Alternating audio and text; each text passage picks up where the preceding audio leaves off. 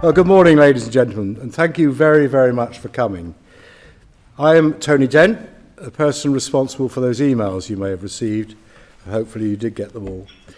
It's my pleasure to introduce you to Better Statistics CIC. I'm qualified to do so because I am a statistician. Originally trained by a Dr. Paul White, who was at the Cavendish Laboratory during the war, I later benefited from having Fred Smith as a mentor in my early days in market research. A few in this audience will remember Fred, but for those who don't, he was president of the Royal Statistical Society from 1991 to 1993. And for those less sure of what a statistician does, let's just say that he's someone who likes numbers, but didn't have the sense to become an economist. So, Better Statistics. We started life as the campaign for better business statistics, believing that the economic contribution of smaller enterprises was being undervalued in our official statistics, a belief that we felt was supported by the Bean report of 2016. So the initial focus of our own campaign was to concentrate upon measuring the gig economy, and we conducted a major telephone research project in the autumn of 2019 to investigate the contribution to personal income from interaction with various websites. I should note that this was a population survey, not a business survey. We were asking people what they did. Amongst other results, we were able to report a correlation between the use of smartphones and income from web-based activities. Not really surprising. But we also found out that users of mobile phones tended to be more optimistic about their future than the users of landlines, which is a little bit more surprising and perhaps indicates something about the modern world. However, with the onset of COVID-19, our plans for more business research got furloughed along with a load of other people, and we began to take an interest in other areas of our national statistics. In particular, a result of some work that Phyllis Macfarlane, my colleague, had done whilst Chief Executive of GfK, we were pleased to respond to last year's joint United Kingdom Statistical Authority and Treasury's consultation on the measurement of inflation. And at this point, we came across the PayCAC report of 2019. And we realized that many of our concerns about our statistics were widely shared. So Phyllis, me, and my colleague Iain, MacKay, decided to widen our campaign into a community interest company with the objective of promoting public awareness of and interest in the production of accurate and relevant statistics. Which brings me to today's meeting. This represents the start of our campaign to increase public engagement in some of the most important aspects of our national statistics. So I must express my gratitude for the support we've received from our advisory group, from our speakers today, and from those who have assisted in publicising the event, as well as our sponsors. We hope this event will make a small contribution to improving the quality and understanding of our statistical activities, both great and small. As I emphasise, although we're talking mainly about national statistics today, we are concerned with all statistics from market research firms and others. So with that, I hand you over to our chairman, Phyllis Macfarlane, to introduce our key speaker, Sir Bernard Jenkins. Thank you. Thank you, Tony. I should say that I'm not a statistician, I'm a mathematician, and I only pretend to be a statistician when there's nobody more qualified than me around, so that definitely isn't going to happen today. I've spent my life measuring business statistics, basically, so that's my qualification for here and my interest in joining Tony in Better Statistics. But I think that my inclination is more as a historian, and I think I've noticed that the more you read history, the more you realise how difficult it is to actually change things. And one of the comments I always make to everybody is that if we were defining the methodology for national statistics now, we'd do it in a very, very different way from the way it was done 50, 70 years ago. And so getting that change agreed and moved on with is something that is really quite difficult, and we hope that at Better Statistics we are going to do that, and my contribution here is another shoulder to the wheel, if you like, to bring that change about, and hopefully we've got all your shoulders as well to help move things along. So I'm very honoured to be chair. We have a very, very excellent lineup of speakers and an awful lot to get through. So my role is just to keep things moving and not to talk too much. So with no more ado, as everybody always says at this point in the meeting, I'm going to introduce Sir Bernard Jenkin, who I think has a very interesting job at the moment. But we won't go into that. But I understand he has a great passion, having had the UK Statistical Office in his Statistical Authority in his remit at one point. And I noticed from his CV that he is a Green Hero, has the Green Hero Award, and I thought that was a very warming thing to have. So I'm going to hand over to you now and hope you can lead us into the conference. Thank you.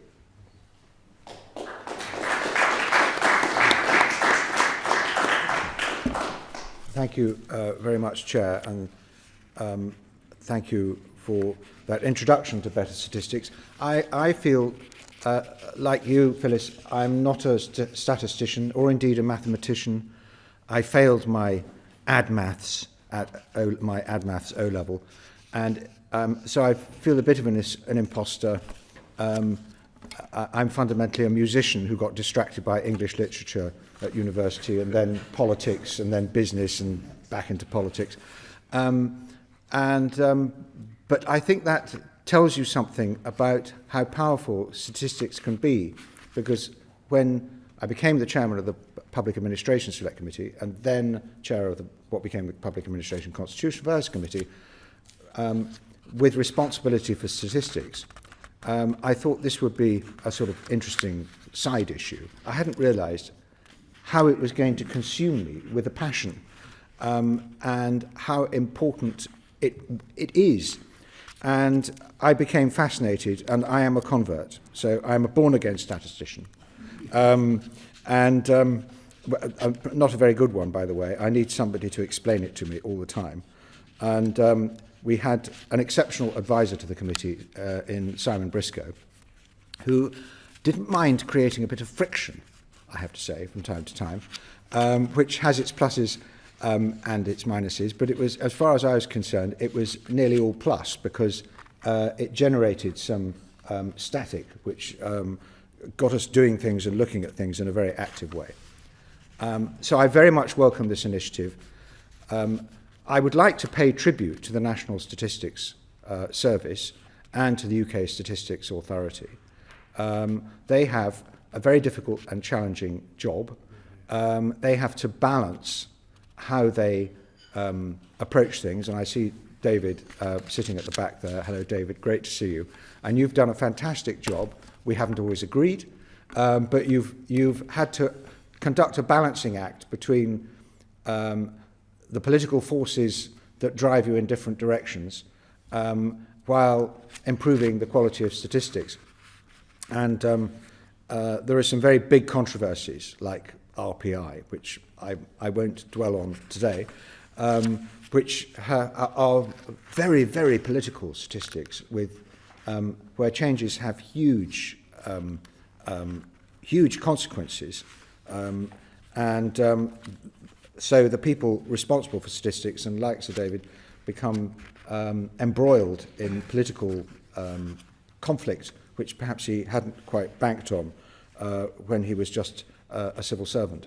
But so I really welcome this initiative, because I don't think I've ever met anybody in government statistics who is not frantic for much better public engagement with statistics, and not driven messianically by the enormous service that statistics can provide. So I think it's so important that the Better Statistics Initiative should work in support of our national and government statistics effort, to strengthen it, to see it as a partnership with those in government. because I think there's a great deal that the Better Statistics Initiative and NSS and UKSA can achieve together. And it's great to have, so I'm extremely grateful and honoured to be invited to this launch. And it's great to have so many professionals here today, and thank you for coming. And we've got to break down the boundaries between public and private statistics, between national statistics and other statistics. The kite mark is very important. We got a kite mark removed from the police recorded crime statistics when it became obvious that they were being manipulated. And I think the kite mark is a very important test of quality. But we've also got big devolution wrinkles in our statistics now. You try comparing health data across the United Kingdom, and I wonder whether, in fact, there oughtn't to be some adjustment to the devolution settlement to make sure that we have coherent statistics across the United Kingdom. How would I reflect on a decade looking at statistics from the point of view of PACAC and PASC? I think we do want to see a redefinition of the role of UKSA, because UKSA came into the original Statistics Act as a bit of an afterthought. It was originally going to be, there wasn't going to be any separation between the regulation and production. And the regulation grew out of Lords' amendments, which I'm very proud to say my father had a hand in the House of Lords. But I think that can be developed. We recommended that there should be separate premises and separate personnel and separate governance. And to some extent, that has evolved. But we really need to revisit the legislation to make that, to give the public more confidence in that. We also recommended that there must be more proactive engagement with existing and potential users, ensuring the government statistical service is producing statistics that are easy to access and relevant, and while we're also closing gaps in the data. This is much easier said than done. We constantly made recommendations and criticisms about the website, the ONS website, and it's got much better, but it's a difficult thing to achieve, and there is still, I'm probably out of date, but my guess is everything can always be better.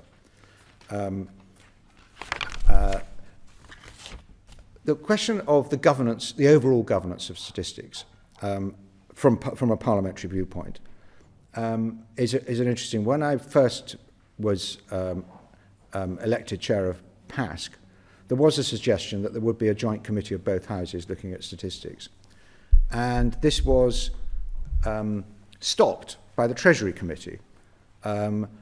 Not that the Treasury Committee under Andrew Towery wanted to take over statistics, but they obviously didn't want a joint committee, and I never really understood why. And in the end, we recommended that there should be a joint committee on statistics, because now that PASC is merged with Constitutional Affairs, PASC hasn't got the time to do it. We had far less time to give it the attention we did before. And if there was a joint committee of both houses looking after statistics, we'd be able to draw on the expertise in the upper house, as well as provide that democratic oversight from the lower house, and it would be devoted to the task. I can't believe that wouldn't actually improve everything in terms of the governance of statistics from Parliament. We need the best statistics possible. We should be very proud in this country of what we have. I mean, we visited other countries. I mean, the United States are miles behind us on statistics. They're a much more political, less impartial topic. The comprehensiveness of data at federal level is much more limited. We are streets ahead of them, for example, on the governance of statistics. We can be best in world, best in class, best in the world. We're very nearly there at the moment, I imagine. And we could also lead much more on open data, which is an associated subject. We did produce a report on open data, the Shakespeare Review of Open Data, where I thought absolutely right, and the government did nothing with it. I think that's very sad. Somehow the market was meant to do it. I'm afraid the government could have used the last 10 years to pump prime a whole open data industry in this country. Hopefully, whether you agree with Brexit or not, one of the advantages of leaving the European Union is we will get a freer data regime. But the key component here is about winning public confidence, so that individuals don't feel that their data and their statistics is going to be sort of purloined by commercial interests. And that is a very important part of maintaining public confidence in the whole open data project. There's much to do, much to discuss, and I'm sure many more expert people to talk than me. I'm very honoured and grateful to be here for the launch. I really wish it well, and I hope you will engage as many members of Parliament as possible, because generally we are big users of statistics, but we don't pay much attention to how they're produced until they turn out to be wrong, which sometimes happens. But thank you very, very much, and good luck with this tremendous initiative.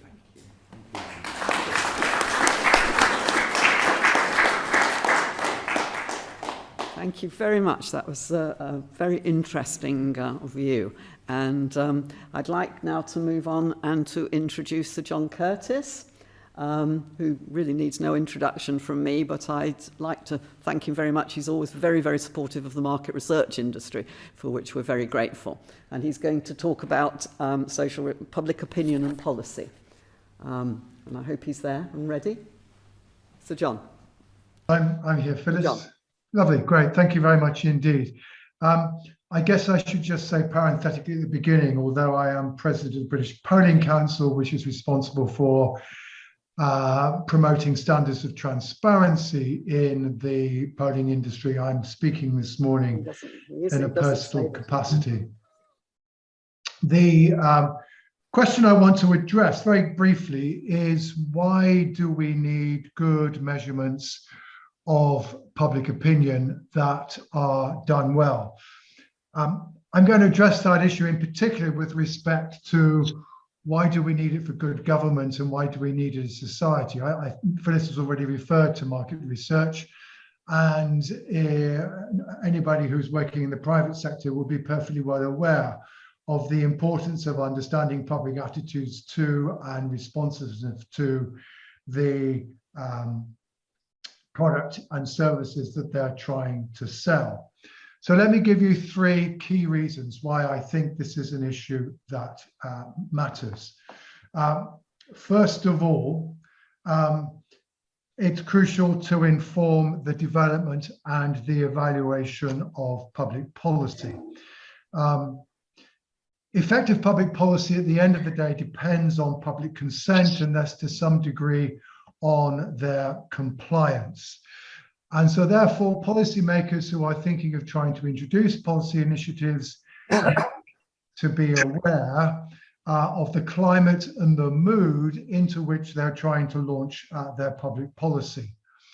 Not least of the reasons for this is that well-timed public policy can end up being much more effective than poorly timed public policy.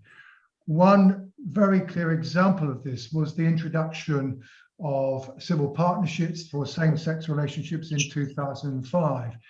That initiative was undertaken at just the time when public attitudes towards same-sex relationships, difficult though it might be to remember now, had just begun to shift from being a majority of people thinking that for the most part these were wrong, to most people saying that they were right.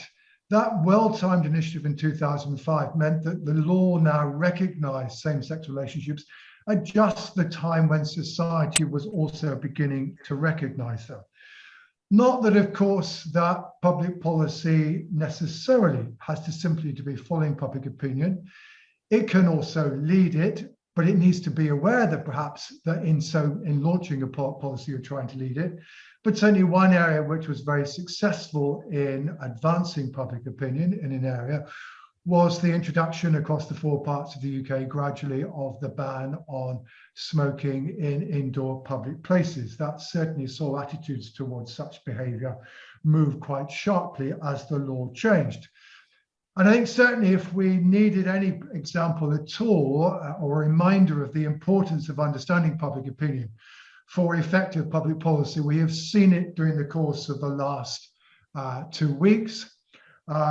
Frankly, anybody who was aware of public attitudes towards MPs engaging in second jobs, towards lobbying, would have been perfectly well aware that the attempt of the government 2 weeks ago to try and stop an MP from being suspended and overturning some of the rules was one that was likely to meet a fairly substantial public backlash. And that, of course, has just been confirmed by the poll since. But good adherence and knowledge and understanding of public opinion would have avoided that policy mistake in the first place. So it's important to good government. The second thing I would also say is that it also matters to society itself. It's, I would argue, important for society to have an understanding of the social and political attitudes and citizens, and in particular of the divisions that may exist in our society. One of the things about which a lot of people have expressed concern in recent years in the wake of social media is how the tendency that we've always had as human beings to talk to other human beings who tend to think like us, come from the similar section of society of us, and therefore all of us get the view that perhaps everybody agrees with us about the various social issues of the day. Social media reinforces that because, of course, it enables us to choose virtual communities of like-minded people via the internet.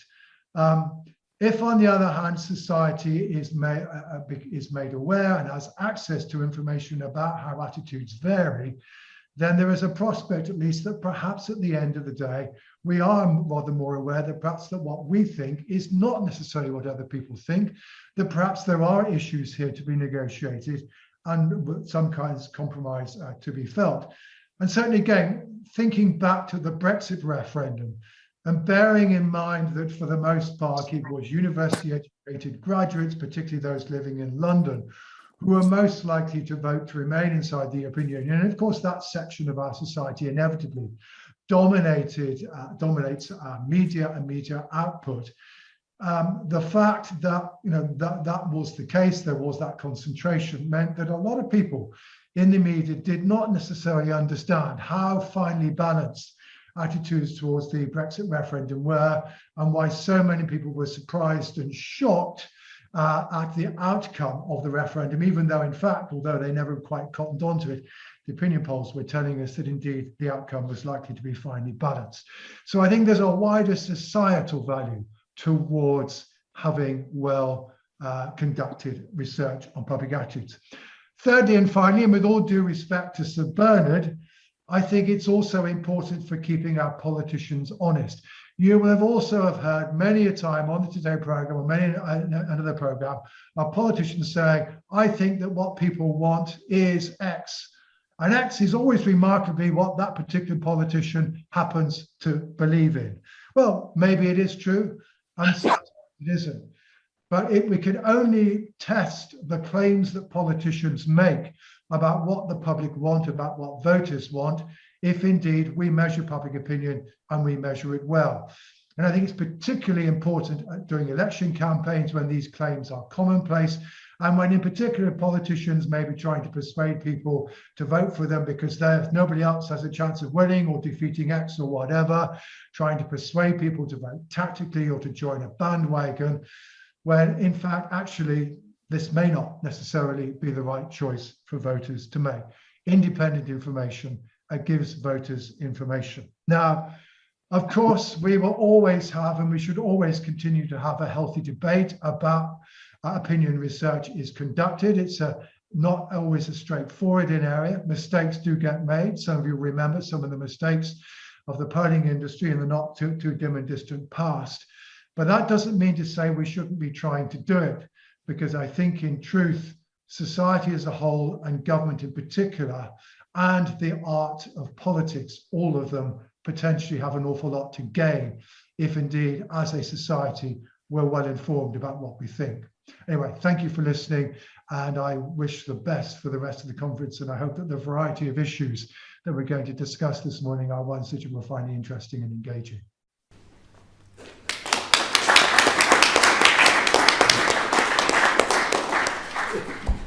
Thank you, Sir John. That, to follow on our theme of music, that was sort of music to our ears, wasn't it? And we've got an echo now. Following on with this, I'm going to introduce Sir Vince Cable, who again needs no introduction from me and has always been very supportive and certainly interested in business and business legislation and statistics at Better Statistics. So thank you. Well, thank you for inviting me. I guess what I have to say is coloured by my past, which is latterly as a politician, government and opposition.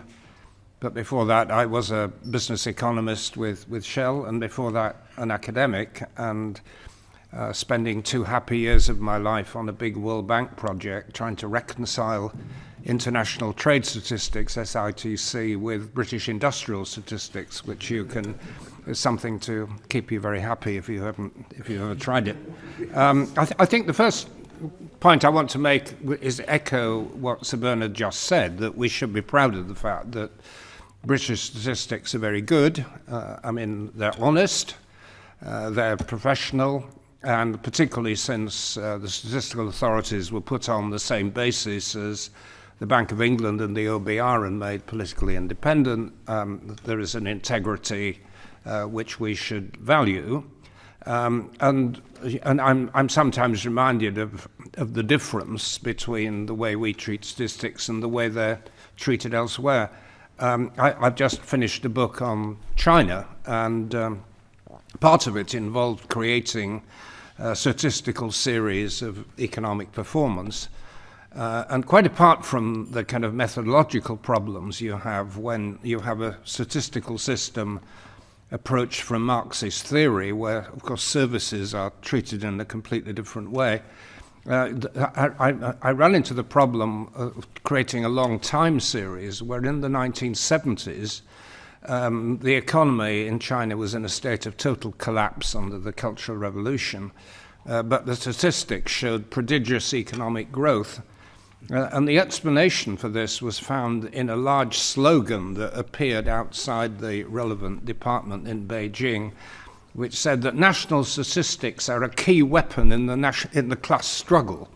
And we don't do that here, but they nonetheless have been a key weapon in the political struggle, and political arguments are couched in terms of often very dubious statistical approach. I suppose there are 2 main examples historically. One has been the crime statistics, where we have these different trends emerging from household surveys and recorded crime, and they're used to offset each other depending on who's making the speech, and different levels of aggregation depending on whether you regard murder and armed robbery as equivalent to stealing a cat and graffiti, which tended to happen in many of these arguments about crime. And economic statistics also. Those of us who are a bit longer in the tooth will remember elections in the 60s and 70s particularly, where a key stage in a general election campaign was when official economic statistics were released, and often the whole campaign would hinge on one side or the other's ability to spin the relevant economic statistics on the balance of payments or economic growth in the right kind of way. I think it's fair to say that since the independence of the Statistical Authority was established just over a decade ago, we're in happier territory, but not entirely. I just, perhaps in conclusion, just reflect on 2 main areas of argument that I encountered when I was in the government. The first was the argument that raged over immigration statistics, which have proved to be enormously important in terms of public opinion and have led into Brexit and all kind of things. And it was complicated in the coalition by the fact that the 2 parties had a different approach, but the majority party used the figures around net immigration as the kind of key metric to assess our position in the country. And net immigration is, of course, quite a slippery concept, because the kind of the logical implication is that one of the ways to reassure the public that we're not being swamped by people from overseas is if more British people emigrated. But anyway, putting aside that problem, there were difficulties of measurement, because one of the biggest components, of course, were overseas students. And under a rather bizarre United Nations convention, an overseas student who stays in the country for more than a year, even if he's doing a 3-year course, is an immigrant. But then, of course, it will be said, well, of course, they leave, don't they? But there was no system for measuring people who left. So they would be counted in, but not counted out. And then it was appreciated that this was a problem, so sample surveys started to be done at airports, but they were wildly inaccurate. And so, every month or every quarter, we would have these poisonous political arguments about whether immigration was going up or down, which hinged on a basic measure that was fundamentally unreliable and probably totally meaningless. But it did a great deal of harm to our internal cohesion as well as to public education. And the second and final point was about the economy, because, of course, there was a big national debate. Was the economy descending into double-dip recession, as the government's critics made out, or was it, as we claimed, recovering? And what were the weapons we used in this argument? Well, there were the GDP figures, but then we had income production and output measures, which told us different things. We had long time lags, and every quarter the figures had to be revised. So increasingly we used employment data, but if it was unemployment data, were we talking about registration? If we talked about employment, what do we do about all the hundreds of thousands, millions of people who weren't paying national insurance because they were on subcontracting arrangements or in complex employment schemes? So that we were dealing with measures that were very elusive and easily misunderstood. And many of those problems continue, and the more we can do to improve the system, the better. And I've come along here to learn how this is happening, and what you guys are doing to improve the statistics we use, because I can tell you from my experience in politics, they're massively, massively important to the tone and substance of national economic debate. Thank you.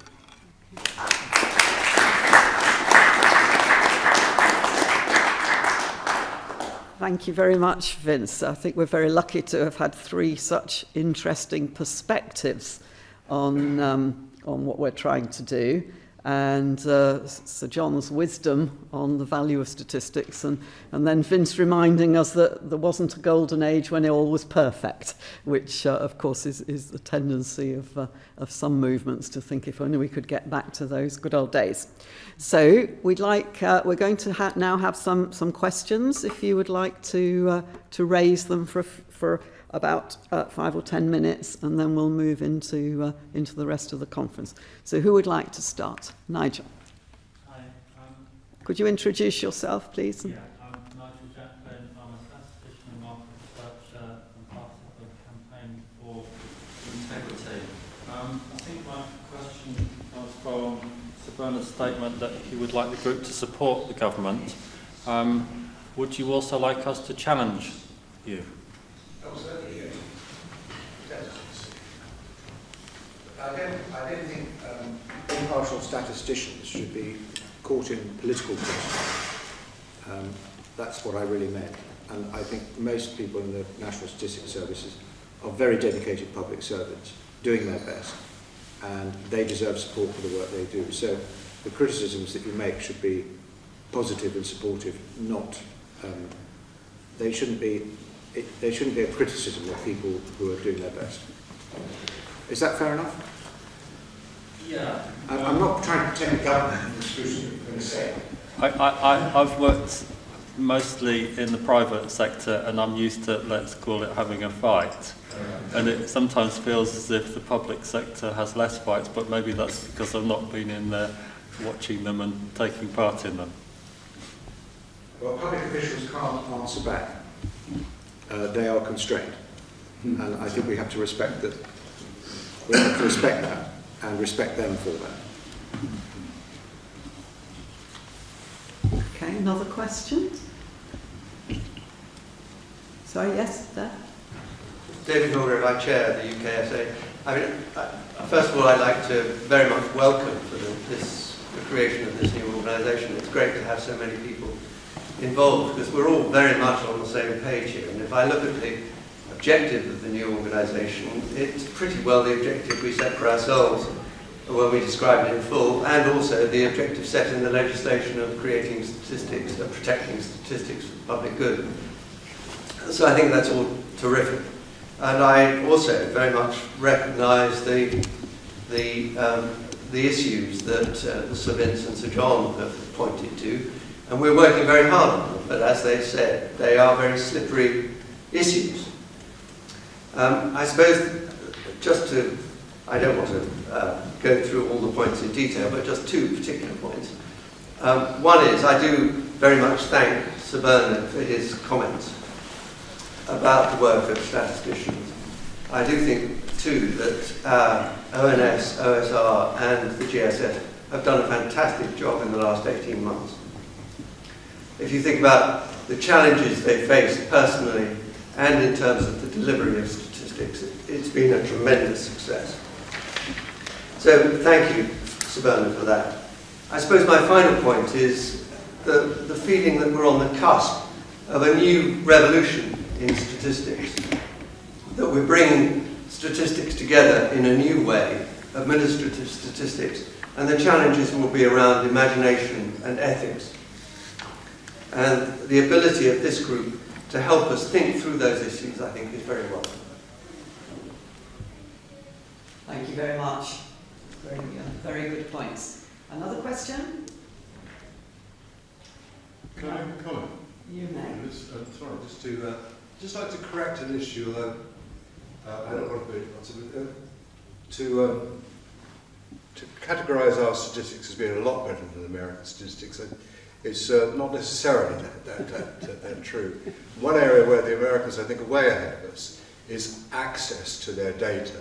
Their systems there, you get access to the census data, the business data, much more readily than you can in the United Kingdom. You can get on and do your analysis, and they're certainly just as protective as our authorities are of data protection and other issues, or ethical.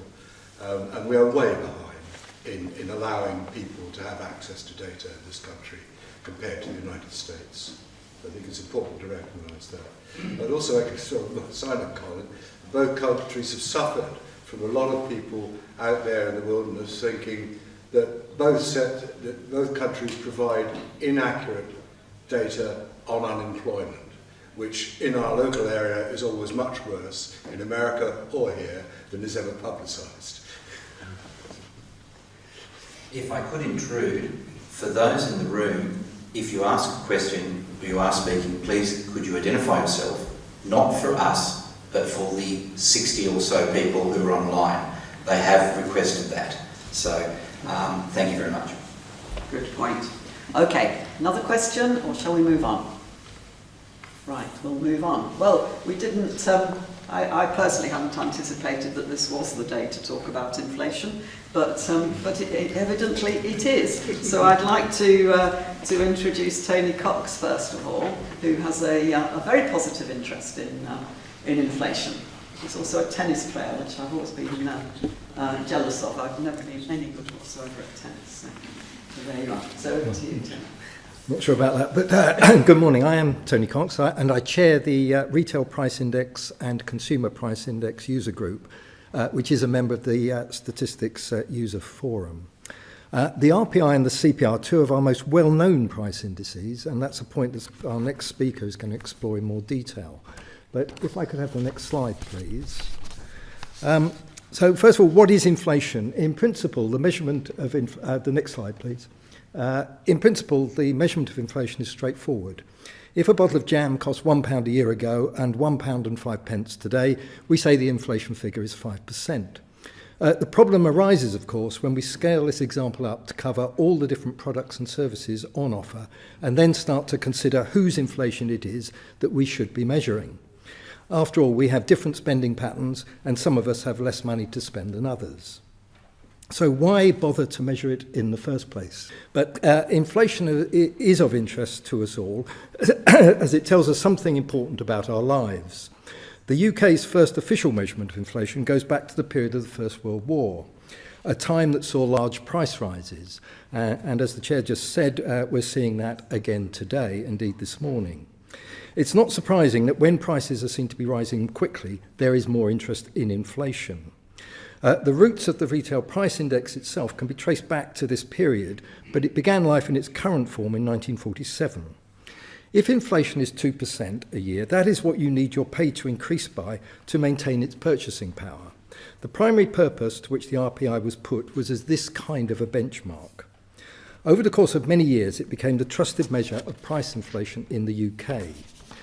But in a modern economy, there are other uses for an inflation measure. One is to set an inflation target for the economy as a whole. The UK was one of the first countries to adopt inflation targeting back in 1992. Initially, it used the RPI, or more correctly, the RPI-X, the X meaning the RPI minus interest rates. This was to avoid circularity between the measure and what it was being used to influence.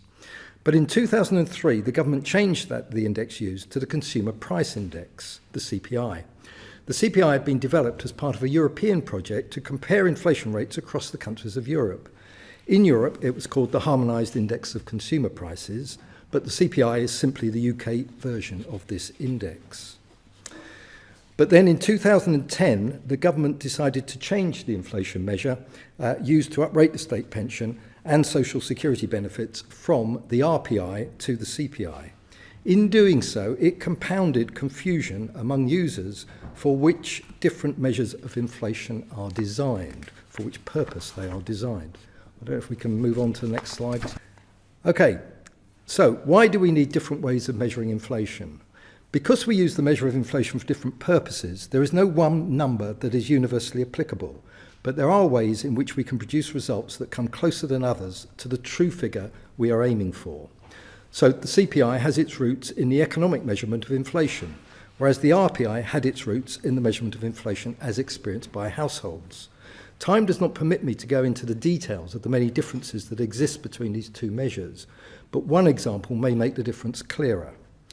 An economic measure looks at the economy as a whole.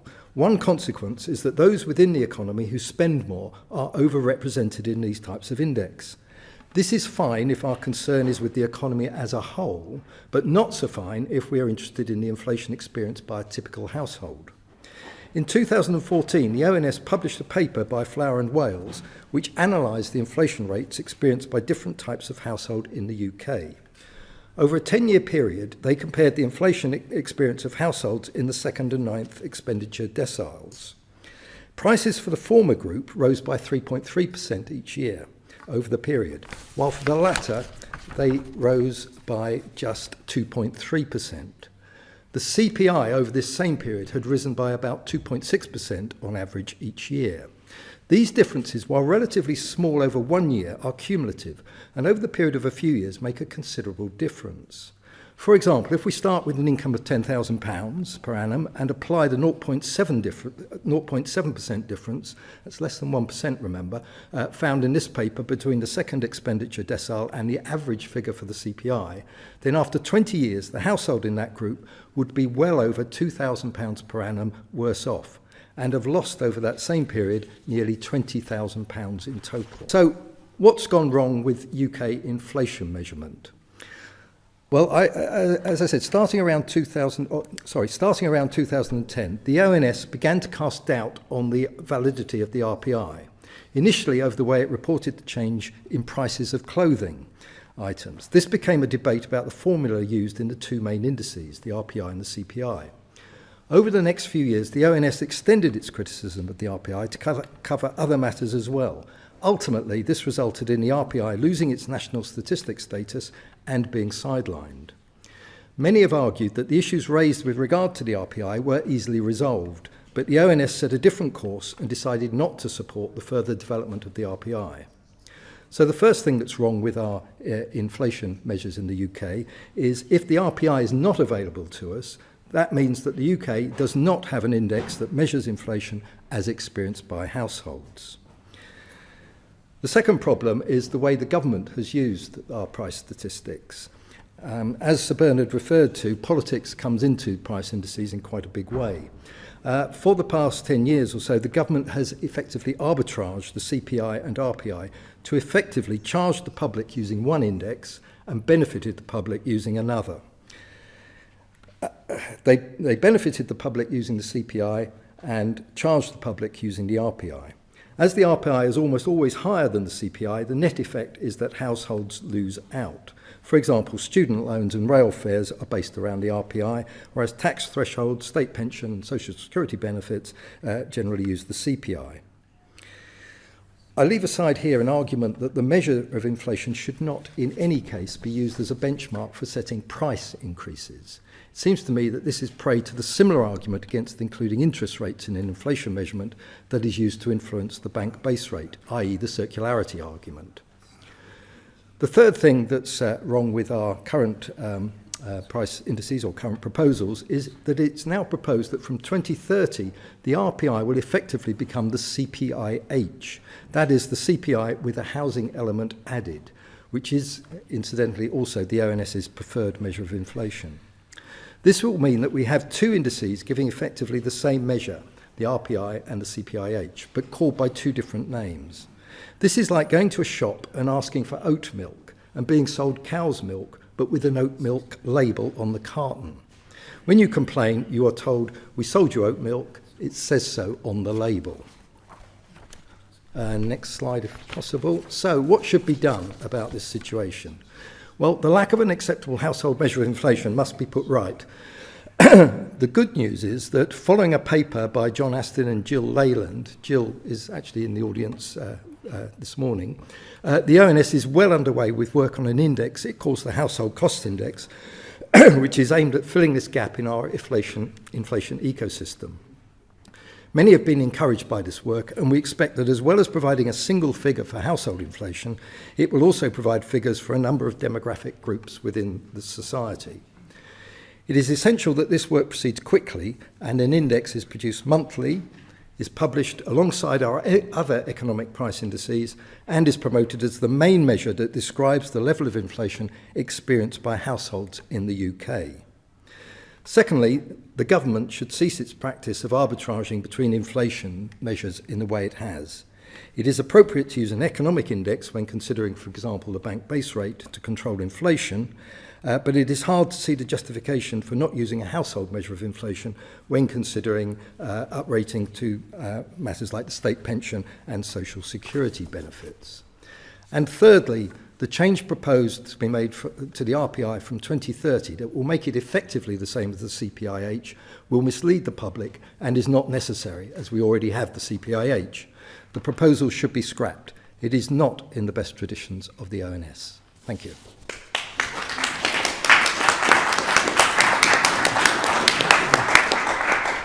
Thank you very much. Very, very clear exposition. I think even I understand it now. So I'm going to introduce Priya now, who's from Opinium. As we've said, one of our big concerns at Better Statistics is public perception of statistics, and Opinium have been very kind and run some survey data for us, and Priya is going to present it. Thank you. Hello, I'm Priya, I'm a senior researcher at Opinium, an insights agency, and we've been working on behalf of Better Statistics to run a series of research looking at public awareness of inflation and also in the measurement of inflation. I'm just going to take you through a couple of slides that show you some of those key findings. There is a lot more behind the research, which you can also find on the Better Statistics website. I think so far there are 2 summary reports on there, and those will be regularly updated over time as well. This research currently is based on the latest wave that we did in October amongst 2,000 nationally representative UK adults.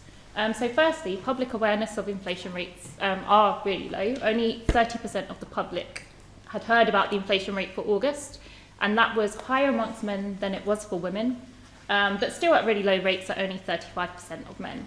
And this has been a question that we've been asking over the past couple of months, and that has remained consistently low over time. If we could flip to the next slide, please. Or that's okay, it doesn't flick over. So those that had heard about the inflation rate for August, we did ask them about whether they could recall what that rate was, which, yeah, makes sense. And that pink bar there shows you those that had heard about the inflation rate. 1 in 5 of those were actually able to correctly identify what that rate was within the band. So in August, that was for the consumer price index, that includes housing costs, it was 3%. And for the consumer price index, it was 3.2%. Now, that rate did increase amongst men again compared to women that had heard about the inflation rate. 30% of men versus just 12% of women. And women were also more likely just to tell us that they couldn't recall that rate at all. 60% of women that had heard about the inflation rate for August said that they couldn't remember what that was, compared to 38% of men. A big part of the reason, if we could flip to the next slide, please, that people were unable to recall what the rate was or hadn't even heard about it in the first place is because people aren't actively actually engaging with news on inflation. So just 24% of the public said that they normally look out for what the inflation rate is. And again, there is a gender difference here, with men more likely to say that they're looking out for news on inflation compared to women. But again, at really low rates there, with just 31% of men saying that. And then when it comes to, if we can flip to the next slide, please. When it comes to the inflation rate and the way that it is measured, very few people are actually aware of how that happens. So just 4% of people knew that the CPIH, which is Consumer Price Index, including housing costs, is the preferred measurement that the ONS uses. People are more likely to think that it's the Consumer Price Index or the Retail Price Index that is the preferred measurement. But actually the most interesting finding here is that last bar there, the 69% of people that said that they don't know the way that the ONS measures inflation and the best way that they tend to use. A big part of the reason why very few people are aware of CPIH and the ONS preferring that measure is because in the first place, very few people know about that measurement. So if we flip to the next slide, you'll see that just 2% of people say that they've heard about those initials in the first place. The RPI and CPI are much more widely recognised there. So this question actually, so far in this chart, we show you the inflation initials, but we asked about a whole raft of economic initials. And that also included GDP and the FCA. And those two were much more widely known in comparison to all of these inflation measures.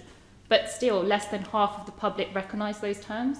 So I think that just goes to show that abbreviations are used a lot, but a lot of the time, a lot of the public don't actually know what those abbreviations are or understand what they mean. And so probably more work needs to be done around getting understanding improved about those. And then if we can flick to the next slide, please. So I'm just going to finish off moving away from awareness and looking at confidence in inflation as a measurement. So we asked people about whether they thought inflation was a reliable measurement of how the price in goods and services have changed in the economy over time. And the pink bar there shows you those that think it is a good and reliable measure. The blue bar at the bottom shows you those that think it is a poor measure. In the middle are those that are neutral on measurement, and the light grey at the bottom are those that say that they don't know. And so overall, more people are likely to say that they think that the measurement is good rather than poor, but that still only adds up to 29% of people thinking that it's a reliable measurement. And actually a larger chunk of people are in the middle there thinking it's neither a good or a bad measure, and you have a lot of people as well that say that they don't know whether it is, and that increases amongst women compared to men. And confidence in statistics is really important, and from this research and from other questions we've asked, we know that, for instance, when it comes to the ONS and the way that they measure inflation, for those that have a confident view of it, that's often because they see the ONS as being independent, and they don't see the government being involved in that. But for those that have a negative view, that's often because they associate the measurement of inflation with the government, and that they don't see the ONS as having an independent role. And so often you'll see comments there about the inflation figures being massaged or the government picking figures according to what suits the narrative. So overall, there is a lot of room there to improve the way that the public perceive the inflation rate to be measured and confidence within it, but also in terms of increasing engagement. I think that's the biggest finding from this. There's a lot of room there to improve engagement with the way that the public think about inflation, know about inflation, and also understand the measurement of the inflation rate. Thank you.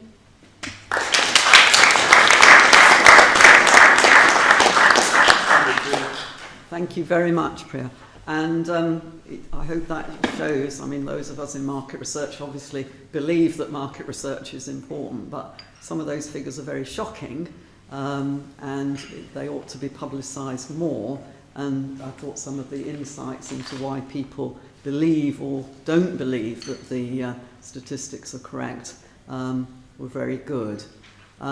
So we're going to move on now. Vicky Price is going to talk to us about beyond GDP and well-being. As I said, you know, some measures I think were invented a long time ago, and people have been looking for a couple of decades at developing them, and we're going to talk about that in the next topic.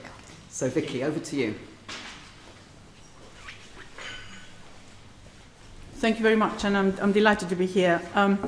I'm supposed to talk about beyond GDP and well-being and so on. Now, I'm not really the sort of academic at all who is an expert in this. There are people like Dan Coyle and people at the University of Cambridge generally who worked a lot on this. So I have basically looked at everything that they have produced. So I'm only going to be, saying what it is that people in this area think. But I would also like to comment on my views as to whether we're going down the right route or not. I mean, obviously, GDP itself is, as we know, quite an unsatisfactory measure. It was created almost by accident to start collecting some data, and it stayed more or less as it is, even though obviously there have been all sorts of permutations on the thing. But at least it gives us a reasonable indication of prosperity, in inverted commas, of a country, and it gives us a way of comparing what happens elsewhere. So, yes, of course, you can look at well-being indicators, and on that basis, we are a very, very unhappy nation, it seems. So every year, these figures are put together, and the top 10 countries tend to be, strangely enough, the Nordic countries, which seem to stay there and don't really move very much. And some move up a bit, Austria and others. I don't know what they think now. Of course, given that they have all these restrictions imposed on them, people can't leave their house unless they've been trebly vaccinated or whatever. So it does vary up and down a little bit, but we're not at the top on the happiness scale at all. And the interesting thing is, of course, that I was working for the government at the time when we decided to really start to look at happiness and have proper indicators that the ONS would track. I mean, the good news is that on that basis, in terms of are you feeling happy, are your levels of anxiety high, we were doing quite okay from 2011 until the pandemic hit. And obviously things have turned downwards since. So in some ways you could say, yes, okay, things were improving through the financial crisis, a bit surprising in a way, and austerity, but they had improved from where they were at the deepest financial crisis. But we could have told people anyway that you'd end up being a little bit unhappier if your prospects of employment aren't very high, and we do know that unemployment is very closely correlated to unhappiness. And so now, of course, 4.3 or 4.2, whatever it is, unemployment rate, everyone should be incredibly happy. So I'm expecting those rates to start going up. The only problem is that quite a lot of the new employment that has been created is short-term, a lot of gig economy workers on zero-hour contracts, and a lot of part-time work, which, of course, doesn't give you an awful lot of income. And it's interesting because I've looked a lot at women and the differences in lifetime earnings. Something like 40-odd% of women work part-time, and their earnings therefore tend to be at the lower end, average earnings in the year. Obviously, wealth accumulation is lower, but also they tend to be in professions which allow that part-time work to take place, which tend to be the lower paid ones. So one area of unhappiness straight there. But there is no doubt that moving from, you still need to have GDP. That seems to be what has been decided by everyone who's been looking at this. And in case we think that we have been good innovators in this area, actually the EU started this in a big way in 2009, and there are now loads of different indicators that are out there. Just look at the Eurobarometers, but of course there are sustainability indicators, happiness indicators, all sorts of things that you can again use to compare countries, and slightly more up to date now than used to be the case. I welcome all this, but I still think that we have even further to go on proper economic statistics. Yes, social capital matters hugely, and social capital is important. A lot of work has been done on this and how to measure it. But the interesting thing is, if you look at one measure of it, which is inequality, what you find if you just look at GDP is that actual inequality in a particular time, inequality in a population, in terms of incomes and wealth, does not determine what that GDP difference is. And actually you can be just as rich as a country overall with quite high inequality levels, as we know, the US, for example. But what people have argued is that actually that social capital is important, and I think I agree with that. Krugman, for example, has said that it's fine if you just compare countries' inequality and then just look at GDP across, that it all looks to be quite comparable, really, and you can't really tell whether one regime is better than another. So a lot of better equality in Nordic countries again, perhaps that's why they're happier.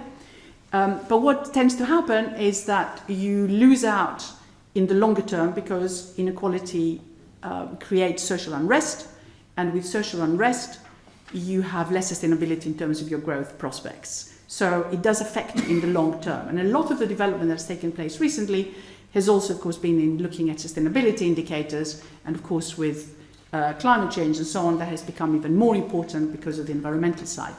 But the European Commission and Eurostat have really moved a long way forward, so we can actually compare various countries along that route. But I still want to emphasize my main point, that I really seriously wish that we had better economic statistics still. And I remember again working for the government when we were going through what was supposed to be a real regeneration of regional data.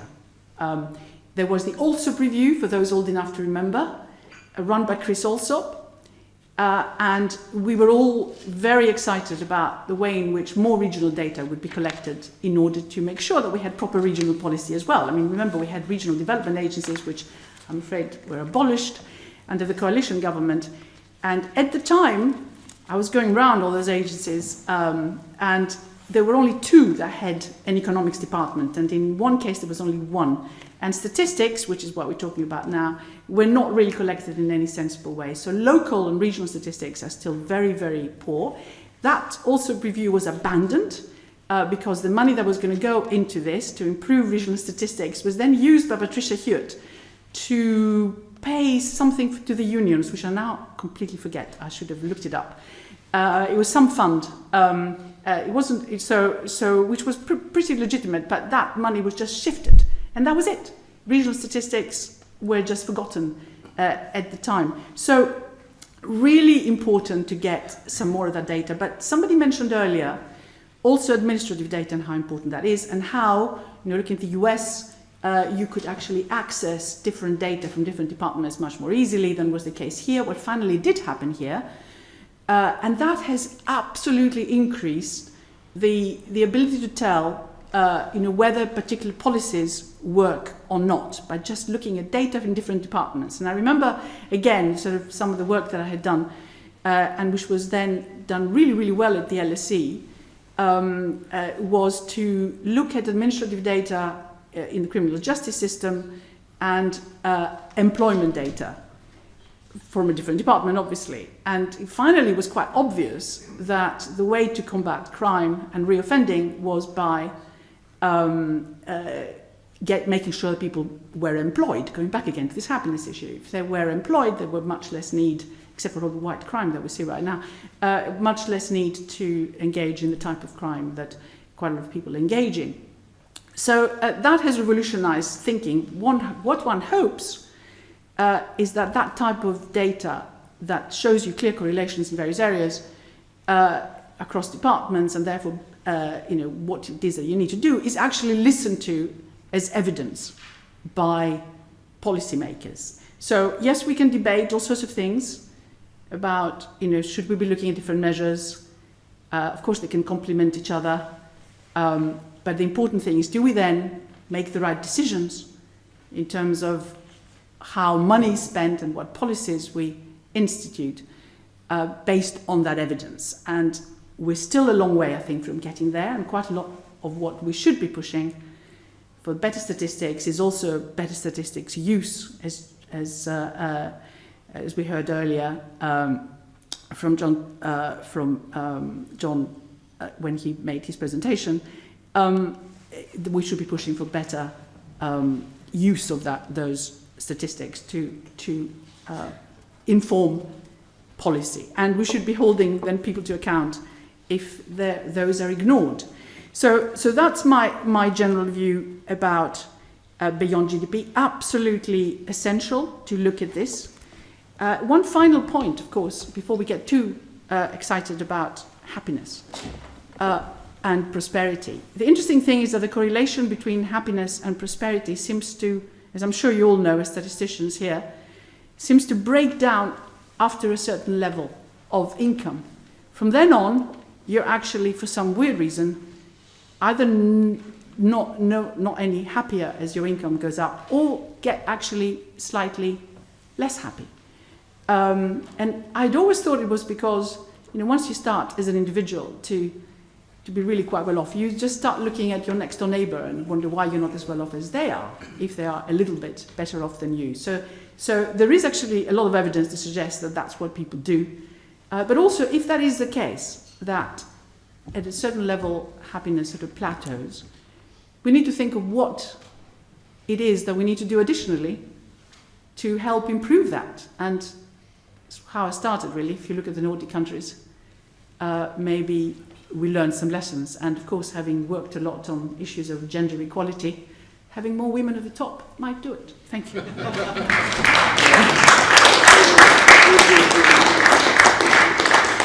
Always a good point to get in. Now, I think I'm going to introduce Stephen here, who is from the Legatum Institute, and I think follows on quite neatly from some of the things that Vicky has been saying. Absolutely. Has a very interesting take, especially on regional and local data. So please take over. Great. Thank you very much. Thank you. So Vicky, I'd love to pick you up on a few of those challenges, not least actually just what you were talking about vis-a-vis happiness. I was at a talk yesterday morning after breakfast where a thesis was being expanded that actually we've got to think about unhappiness and happiness slightly differently. They're actually affected different parts of the brain, and that material issues have a big impact on our unhappiness, but actually our happiness is actually needs to be addressed by sort of more profound sort of spiritual issues of purpose. And actually perhaps what we see in the Nordic countries is that some of those, they've obviously addressed the material issues far better than many others, but also from a social point of view, there's greater purpose, greater social capital, great interaction with people, and that's what's giving them their happiness, as opposed to necessarily looking across at their neighbours. But I digress slightly. Sure, I'll speak close to the microphone. So, good news, I've only got one slide, so we don't have to worry about them changing. But to pick up again, I think that's probably why I'm speaking just after Vicky. What I'd like to do is take those quote marks off prosperity and actually put out a thesis to what prosperity might be and how it might be measured, and how the role of statistics, both administrative statistics, survey statistics, and others, can come together to give us that holistic perspective. And we've at the Legatum Institute, we've been doing this for 15 years, and actually just last night I was one floor up launching our Global Prosperity Index, where we have taken insight from the likes of Diane Coyle, and indeed Vicky was one of our many advisors as we worked through a revision of it a few years ago, and thank you for for all your support on that, particularly on making sure our economic statistics part of it was as robust as it could be. So what we've done there is that a sense of what drives GDP per capita, what drives social well-being. We use Cantrell's ladder as a metric of that. But then deliberately said, let's not create a statistic or a measure that included either of those. But let's say that's the objective function. What are the characteristics of societies that both have high GDP per capita and high levels of satisfaction? Because, as we've just heard, one without the other isn't really where we want to be. And we through a series of iterations and research, I see that three big areas that countries need to get right. One is around high-quality institutions. We've talked about crime, so safety and security, good governance, which we've talked about today. How do you measure that? That's an interesting question. How do you make sure that people's civil liberties, there's tolerance in society, no discrimination? How do you make sure, and how do you capture a sense of social capital? So what we've had to do there is get a mixture of expert survey data that's done around the world, but also we've done this within the UK and within the US. We've taken Gallup World Poll as a way of garnering public opinion. Have you helped a friend? Have you helped a neighbor? Do you get energy from your family, and so forth? A lot of expert opinion on issues around governance, admin statistics when it comes to thinking about crime rates and homicide rates, and again on areas of liberty, freedom, tolerance, a mixture of expert surveys, and again, people's own view about the level of discrimination in their local region. And on the economy, looking at both inputs and outputs, so a sense of how strong are property rights, what's the level of business regulation and monopoly control, but also on the output side, labour force participation, in particular, female labour force participation, because that is a more sensitive indicator, and of course youth unemployment, for example. We look at levels of inflation, and particularly inflation volatility. So we work our way through that, and then on social well-being, we look at education, health, the natural environment. So again, thinking through everything from emissions to sea quality, and saying this is, if you want to have a society that is both sort of rich materially and rich socially, there's a lot of complexity, and I so thank Tony for his feedback on our UK work, sort of challenging us on the complexity. But at one level, I think this audience will recognise that actually life is complex, and most individual statistics take a narrow slice and work on getting it very accurately, very, very correctly. And we probably see ourselves as intermediaries. We're not generating any of these statistics, but what we're trying to do is aggregate them and sort of create a sort of coherent worldview. You may or may not agree with it, but we're trying to put something forward that's coherent.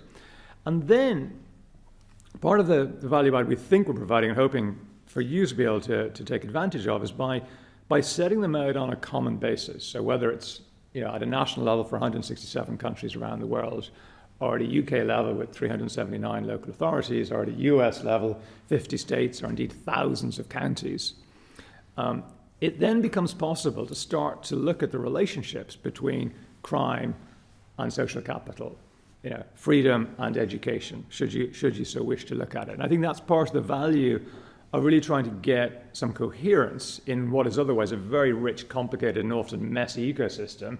It's not that we've got better statistics on unemployment or indeed education outcomes, but the work that we've done that I hope is of value is we've created this common platform that allows them to be compared on a common basis. And that is just to pick up on the little back and forth between Tony and Sir Bernard earlier on. Our experience of doing this in the United States on pretty well exactly the same framework, exactly the same desired data sets, is that absolutely the UK's statistical ecosystem is much richer, much richer. But the US's version is much more consistent, and that there's not just the open data bit, but the fact is that you can get federal level data, you can get state level data, you can get county level data, and most data sets are structured, gathered, and presented in that framework. And once again, below states, of sometimes counties, sometimes metropolitan statistical areas, but basically it's pretty well the same taxonomy. I'm looking at sort of two of the team members who are here today, and sort of pay tribute to their efforts in the UK of, A, at the top level, having to deal with the fact that Northern Ireland, Scottish, Welsh, English data sets are different. Well, that's, yeah, okay, fine. Stitch them together. That's the easy part. But it's when the definitions are slightly different. You look at homeless data in Scotland, you look at homeless data in England, but they're not measuring the same thing. How do you compare them? That becomes a real nightmare. And then the next level down, the real fun and game starts when you look at data that is published at a local authority level. Health, different geographical framework. Police and Crime Commissioner is different. You name it. Everybody has got their own way of breaking down the country and presenting data.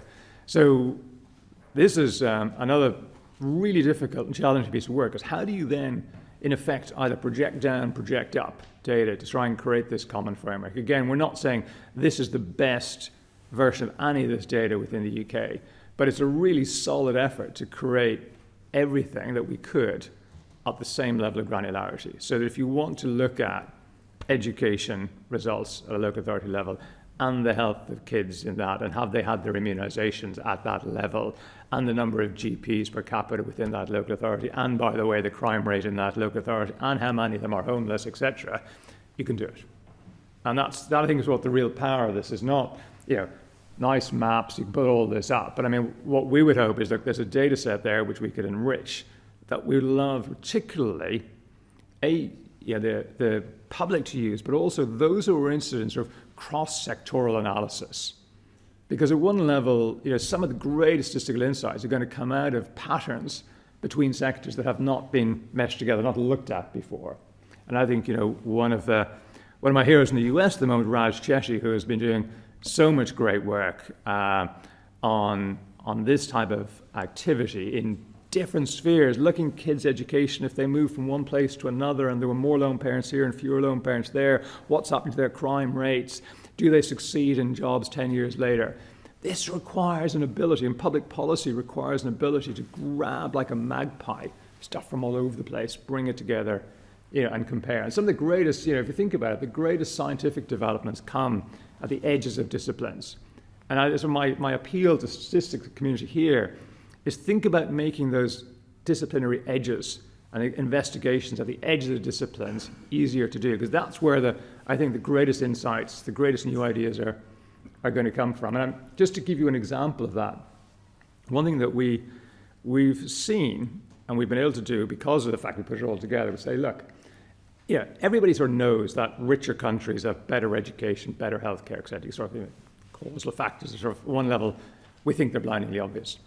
But what we're starting to see, and I think, Vicky, this sort of picks up a little bit of your challenge, it's not just the richer countries, but the better governed countries. The countries that have stronger institutions parlay that wealth into well-being for their citizens so much better. And you can sort of see this around the world. But then you say, okay, is that true in the United States? So if you look at, say, Mississippi and New Hampshire, GVA per capita at a state level, pretty similar. But, governance in Mississippi, I think Huey Long, New Hampshire, a much, much better run state. The social well-being, this is your Denmark versus Liberia issue, the social well-being in New Hampshire for the same level of economic outcome is so much higher because of the fact that it's better governed. And then as a result, the people benefit from the resources. Whereas Mississippi, the resources are there, the GVA per capita is very similar. So if we're just taking, Vicky, let's get those statistics, economic statistics, we get it. But bringing in these other things, you start to make sense of stuff. So that's my appeal. Think cross-disciplinary. Think about getting statistics that can work across multiple disciplines, because that's where the excitement is. Thank you.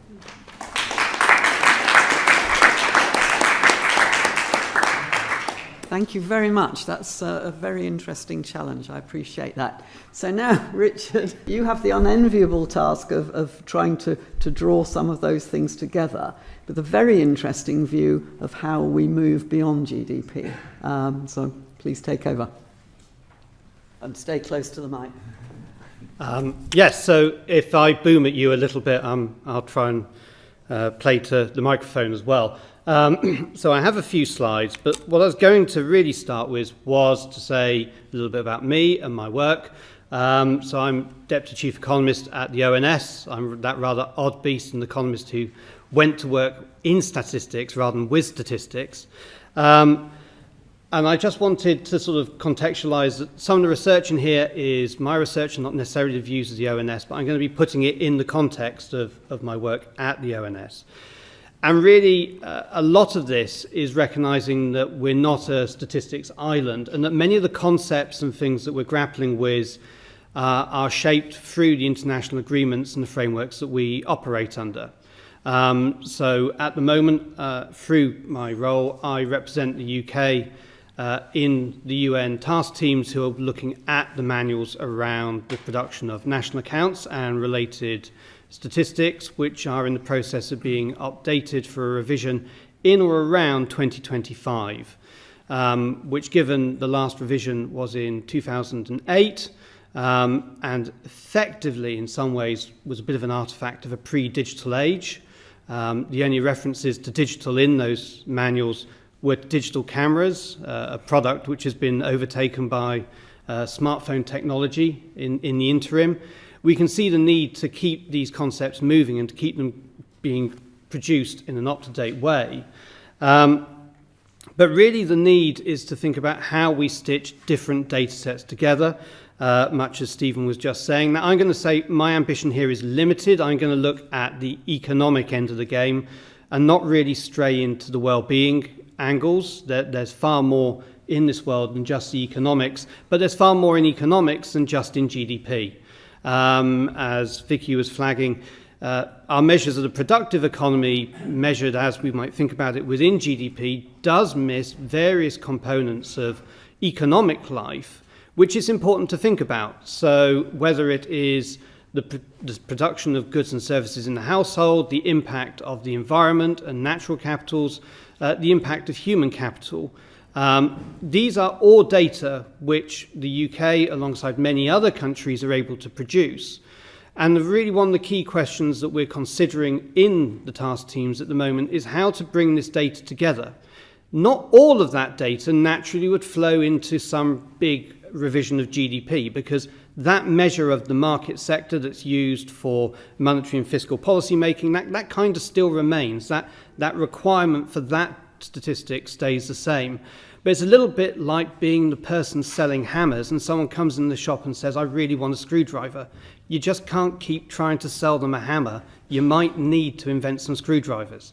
And so that's really where we've been trying to get our thinking going, to make sure that we can use the data we have and that many other countries have, because of course a statistic that only the UK can produce is of no use to compare to anybody else. There are many NSIs who aren't in as fortuitous a budgetary position as the ONS. Investment in our data has been sustained and good over the last few years, and we're in a position where we now have a range of data of good quality that we can look at and think about how we integrate. And that's a little bit what this framework is talking about, of saying that we can see some changes that might work their way into future versions of GDP. We can see some changes that take us beyond that measure but are still very much at the aggregate level. And then we can pick up on the items that I think a couple of people have talked about, particularly Tony, in the fact that not everyone's experience of the economy is the average. In an economy of 60 million people, if a billionaire goes and buys £60 million worth of super yacht, there's £1 worth of super yacht in everyone's average basket. But that isn't what anyone experiences apart from that billionaire. And so the research that Tony mentioned from Phil Wells and Tanya Flower would be one of the ways that we could think about trying to take this into a more detailed framework. So what sorts of data do we have that we can begin to splice together and think about? So we have the household satellite accounts, we have measures of the environment, which are now produced through the ONS. These frameworks have been worked on through the UN, so the system of environmental economic accounts is compliant with the SNA. So it's really important that we've got a methodology that we can put these data together in a internally consistent and coherent way. It's much like GDP manages to splice together sales of apples, cars, free services and purchase services, we need to make sure we're using that same mindset to bring data together. I will also just mention that around this work internationally, one of the areas that we are looking at is communication. As Priya said, the jargon can sometimes be a barrier for many users of our data, and thinking about better ways of communicating that is vital, because it doesn't matter the quality of your data if you can't communicate it to anybody. So I'm just going to move on to my last slide, I hope, which is going to show you, unsurprisingly for a talk to a stats audience, I thought I'd show you some data of our sort of initial results in this space. And effectively, it's our work to bring these things together and to try and understand what that wider economy beyond GDP starts to look like. In effect, we looked at the time period from 2005-06 through the Great Recession and through to 2016. We're very much looking forward to being able to add more data to this early next year. And the grey index there is our new metric that we've been working to produce to bring these data together, as compared to things like the yellow and the orange line, which are GDP and GVA. And what one can immediately see is that there is one key gap between them, which is around the time of the Great Recession. Whilst GDP and GVA take a dramatic change in course, our new metric, which brings together these wider aspects from our data set, shows a more consistent level of growth. And the biggest factor actually here is the household satellite account. Now, if you think about the way the world works, if you're made unemployed, you're more likely to do cooking at home rather than going to restaurants. You're more likely to do your own childcare than buy in a nursery or a childminder. And during a recession, you'd expect to see that substitution between effectively paid and unpaid work. What's really interesting over the last decade or so is that unpaid work didn't go away. So as people returned and more labour hours were worked in the productive economy, in the market economy, we didn't really see a fall off in the level of output of these home-produced services, which is potentially an area that we're very interested in looking at, in part because of the interplay with free digital services. So things like Google Maps, no one consumes Google Maps, no one looks at Google Maps for fun. Well, they might do, but not so much. They're mostly going to use it for driving and for doing their own transport and avoiding queues. And actually, the ability to deliver that service more efficiently and effectively allows one to look at the trade-offs between driving oneself, using public transport, and the easier you make one, the less you might use the other. These are data that we continue to add to and explore. We're very much working in a way of trying to think with the environment at the centre of this work and making sure that the assets that we use to produce these goods and services we take into account. But there are areas there where we still are working on bringing that data set together. We have been enhancing our website to present more environmental data more cleanly and easily to people. I do encourage people to look at that. But just to move on to the final slide and the conclusions, is this work a replacement for GDP? No, we very much see it as a potential to develop a complement. Is it work that we are going to work to communicate and share with other countries? Yes, because ultimately we see the real benefit in being able to splice together different countries' data and be able to compare and contrast between them.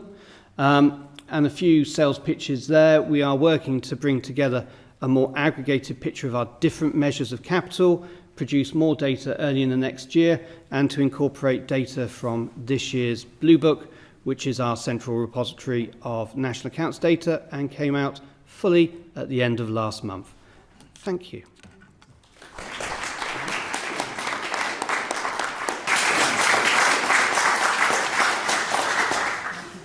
It's good to see the complexities and difficulties of achieving all that we want to do. It's definitely not easy. So I'm going to move on quickly now and introduce you to Simon Briscoe, who's going to talk about people and numbers. can I hand over to you and remind you to stick close to the mic? Thank you.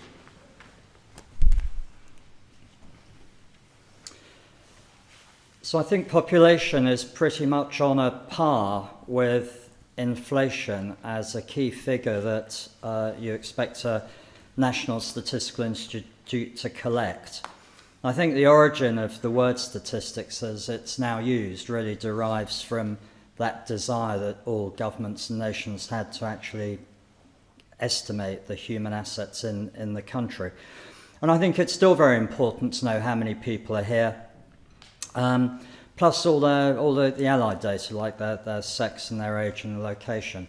And I think it's both critical to service provision, but it's also critical statistically because we use population as a denominator and comparator.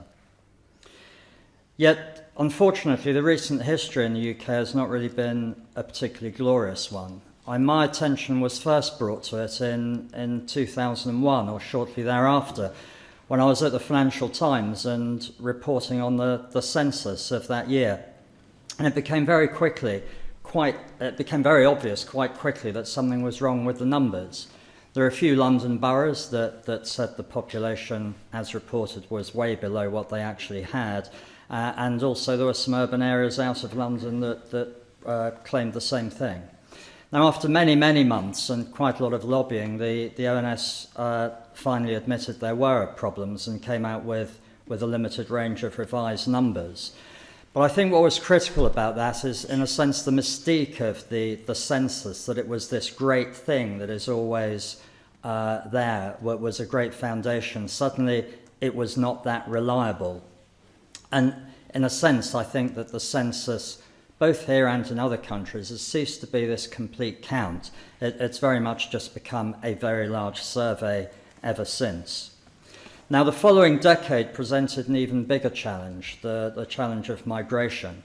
And I think until that time, the job within the ONS of publishing the population data was a relatively easy one, because you had a good census, you had relatively modest and stable estimates of births, deaths and migration, and you sort of add them all up, and the numbers are there. But in the mid-2000s, we had EU accession. Now, the government estimated, or relied on estimates, that the population would probably increase at about 30,000 or something beyond that. But of course, within a year or two, we knew that roughly 1 million people had arrived, and the statistics were just unable to keep up with what was a pretty dramatic change in society. And I think this is a very good interplay of politics and statistics that we've heard about earlier, because I do think honest statistics were always going to be extremely hard to collect on this topic. And the mood of the government at the time, the Labour government, and of course many in society, is that just migration was a very good thing. And in any case, to comment on it, let alone count it, was sort of somewhere between inappropriate and racist. But within a year or two, it became very clear to people in communities that the published numbers were wrong, and the speaker after me will tell more about these local issues. But in the absence of good numbers, each person could be as worried about immigration or as chilled about it as they wanted, as suited their case. And I suspect that failure to publish believable statistics is where, as Sir Vince said earlier, is for many where the aspirations, the seeds of Brexit were founded. Now, the International Passenger Survey was used to measure migration.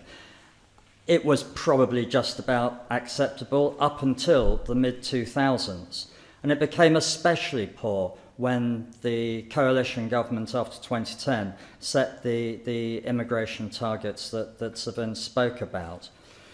I was an advisor for Bernard Jenkins' committee in 2013, which published quite a forceful report suggesting that the IPS should no longer be used. In contrast, the official response said, and I quote, "We do not agree with the conclusion that the International Passenger Survey is inadequate for measuring, managing and understanding levels of migration." The ONS also at that time claimed to be making substantive improvements to it. Now that was 2014, I suspect, when that response came out. But of course, what's happened since then, using, I think, Brexit and COVID as a cover, is that the IPS has actually been dropped. And really, there's nothing come in its place. At the same time, of course, the last 15 years, population's become an awful lot harder to manage. I think there are many more people in society, for one reason or another, who just don't want to be counted, or they choose not to call themselves residents on the definitions which are set out. The life of students has changed dramatically in the last 2 decades. You know, their movement around the country is much more fluid, and there's many more of them than used to be the case.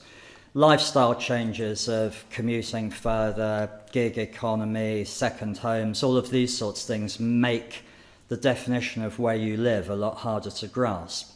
And then, of course, there's the whole issue of asylum seekers, overstayers, and people who are here who've essentially gone missing somewhere in the country. And as we've heard before, we had the problem of devolution. So we're at something of a low point, and I've got worries about the accuracy of the 2021 census that happened earlier this year. And that's for all of the usual concerns I have about census, but also because of COVID and Brexit, which sort of happened in the months leading up to the census. But even if the census turned out to be a really accurate count of what the population was on census night, I then worry about what use is going to be made of that. And that's because the census has always traditionally been used to recalibrate the previous year's population figures. And I don't see how it can plausibly be used for that, given the extraordinary changes to population, location and total population that we saw as a result of Brexit and COVID.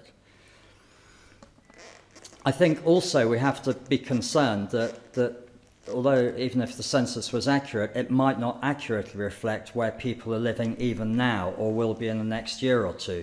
You know, to what extent will normality of location and working lives return?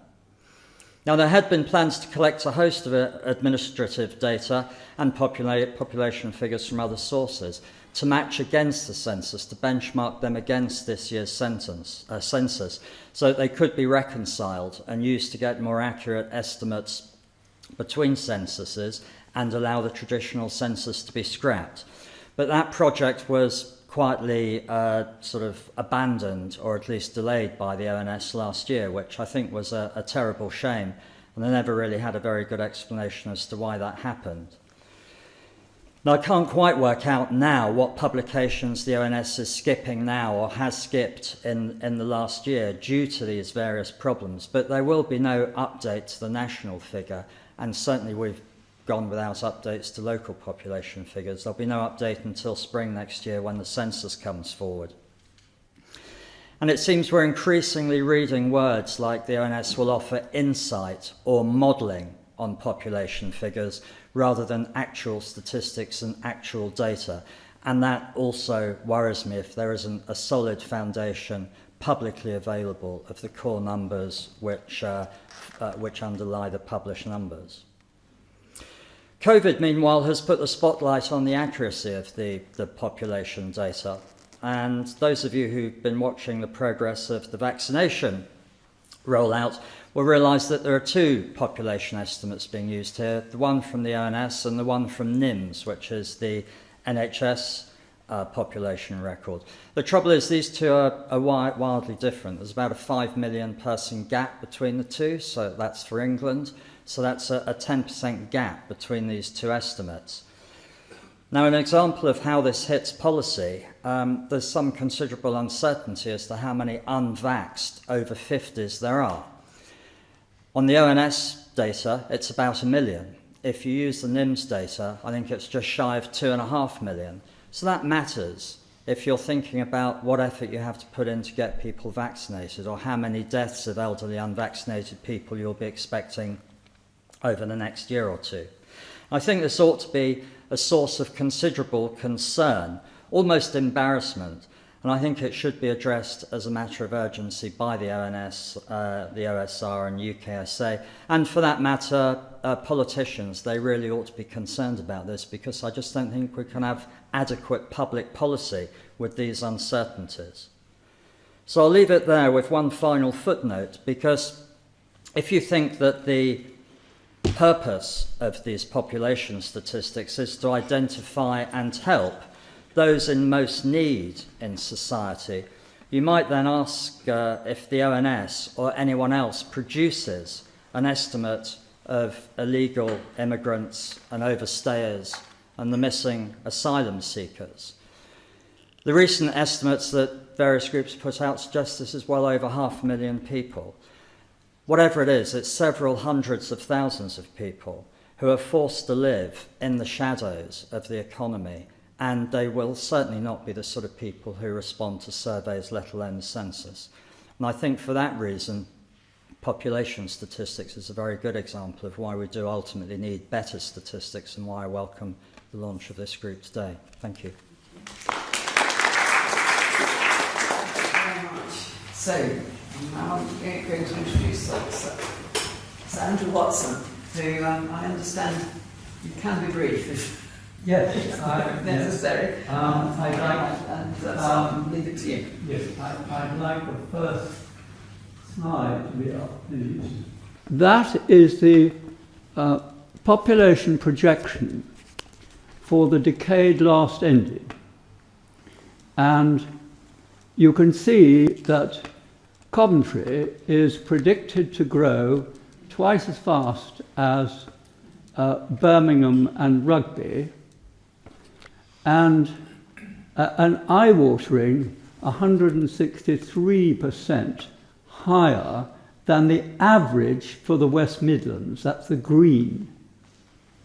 And some 3 times the rate of Warwick, its neighbour, and almost 4 times Stratford-on-Avon. Now, just looking at that, without having to be an expert, that would strike anybody as surprising and improbable, as indeed has turned out to be the case. But those figures justified Coventry Council in removing a very large tract of greenbelt from the south of Coventry. And what's more, that was not enough to satisfy those housing needs, because that figure of 31% obviously put an enormous burden on the whole area. And so it meant that there were considerable unmet housing needs for the neighbours, Warwick, Nuneaton and Stratford-on-Avon.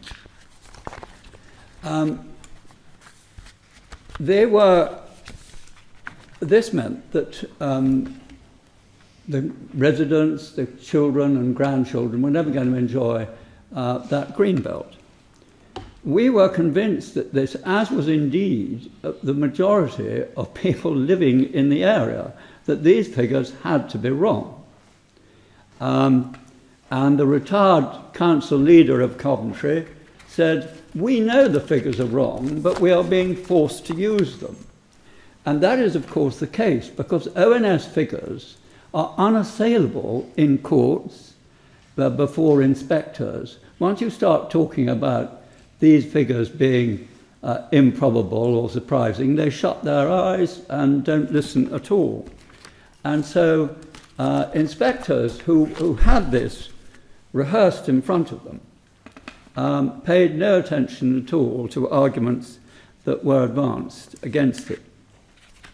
And Merle Gearing, who's one of our volunteers and a genuinely passionate amateur statistician, decided to collect all the local administrative data to see where there was a spurge, where there was some high risk. So could I have another slide, please?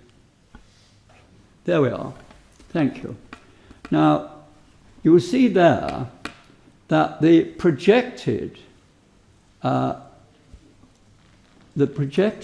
birth rate is going away from what we know to be the case by now. This is 2018.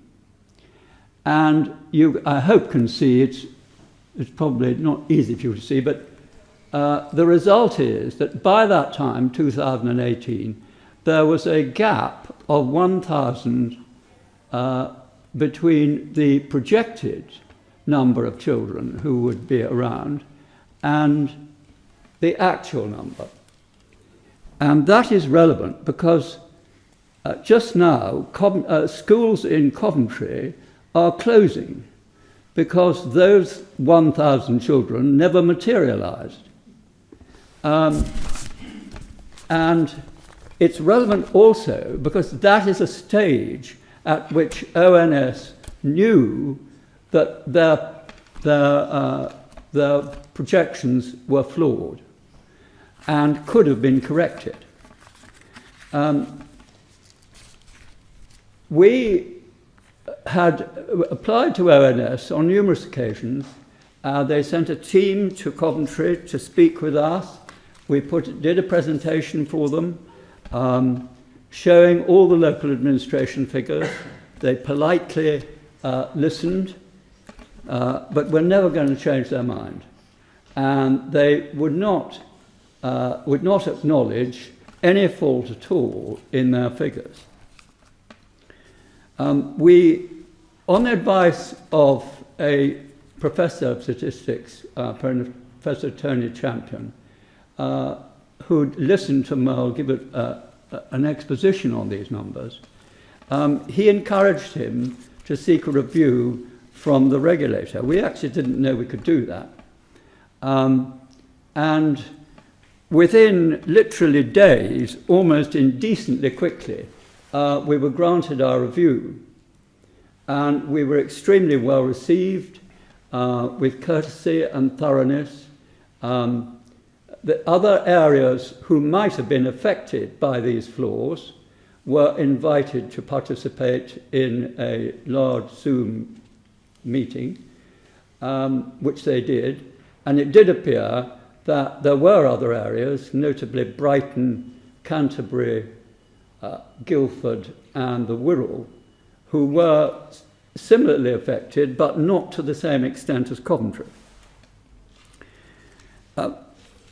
We were very disappointed, could I have another slide, with the outcome, because although the regulator found that those figures were apparently high when compared with local administrative data,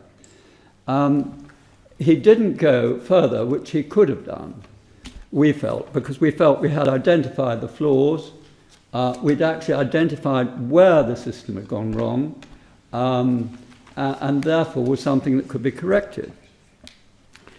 Now, so I wrote a letter to the regulator following that, expressing our disappointment. And he sent a letter back, which I found quite surprising. But he said this: it is not the role of OSR to determine the methodology and data sources that are used by statistics producers. And then later in the letter, our job is to assess how reliable those estimates are. And my question for Sir David Norgrove today is, how can you regulate effectively ONS if you are not entitled to inquire into the methodology and the data sources? I find that extremely difficult to envisage. I discovered that, which I didn't then know, that the problem about the general issue of flawed population projections caused in the main by failure to reflect the number of students returning to their home country upon completion of their studies was first raised in a letter dated the 7th of November 2016 from James Pittman, who described himself as managing director of an institution called Higher Education UK and Europe. And the letter is co-signed by a number of other institutions responsible for higher education in the United Kingdom. The letter calls for a review of ONS figures for international students remaining in the United Kingdom upon completion of their studies. It refers to David Cameron's former Home Affairs advisor, writing a letter in the Daily Telegraph describing the figures that everybody knows they're rubbish. And the regulator duly conducted an inquiry into the figures, and he found that they did not bear the weight put on them in the public sector and in public debate. He considered that these estimates should add clarity on the pattern of student migration, instead of which they create doubts and fail to present a complete and coherent picture. And he found that they should have been described as experimental and directed that in future ONS should make clear that those estimates should be treated with caution. And my question to the regulator was, in my letter, did they follow that directive from you? He refrained from answering that question in his response to me. So on Monday, in a Zoom call with two of his employees, I asked the question again, and they were not aware that it had, but they didn't know, and they were going to try and find out, and I haven't yet heard back from them. But at that time, subsequent to that, just a little subsequent to that, Andrew Tyree, who was then chairman of the Finance Committee of the House of Commons, made scathing remarks about ONS, which are not really sufficiently specific to be necessarily very helpful. But the chairman of the House of Lords Economic Committee made similar allegations, saying that the figures are clearly flawed and they should be replaced with more reliable figures so as to limit the damage caused by them. They have never been replaced. It's clear that internally the department did recognise that the figures were flawed. And there's one surprising email which we noted to someone on the 3rd of July 2017, where Tim Pateman, who still I understand works in the same department, acknowledged that there is difficulty in capturing the out-migration of students. Uncertainty is growing around these estimates as we move away from the census year. International migration is the biggest contributor to uncertainty for Coventry. Now, in all our discussions with Sir Iain Diamond, who went to visit the Mayor of West Midlands and saw a number of people, they didn't accept any criticism whatsoever about the figures. And I remember one thing being said, they were in roughly the same ballpark. Well, they simply weren't. They weren't even remotely, unless Coventry is in the same ballpark of London.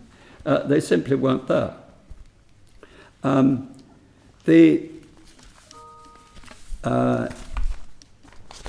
I want to touch on what the last speaker said, because that, I think, is relevant to our case.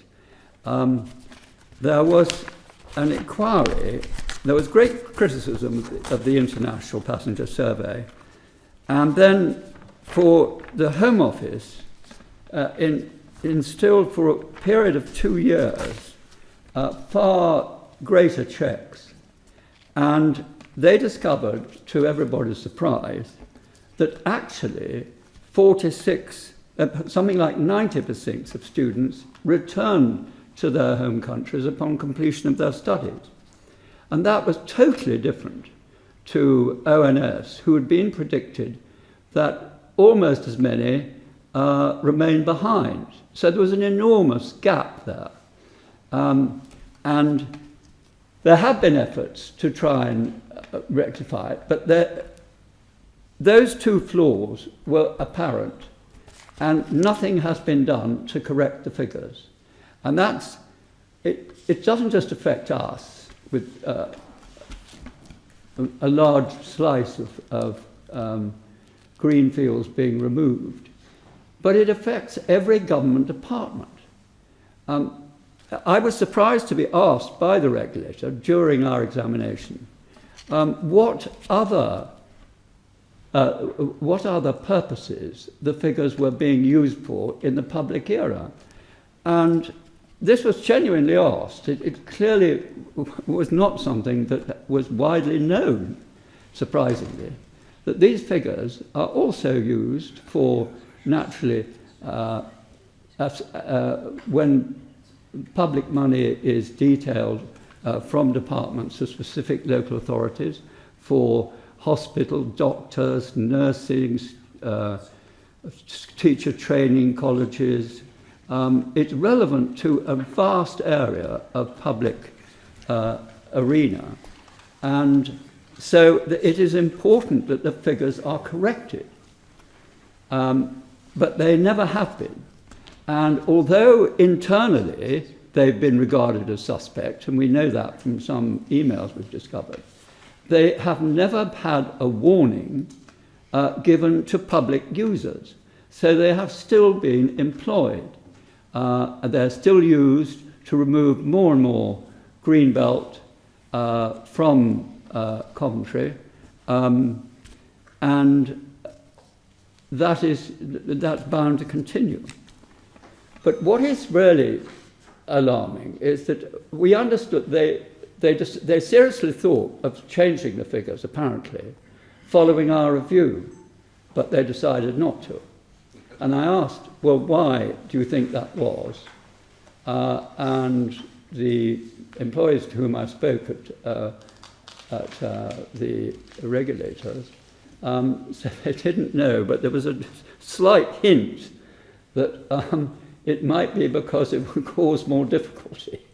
But obviously, if that's true, that would be reprehensible.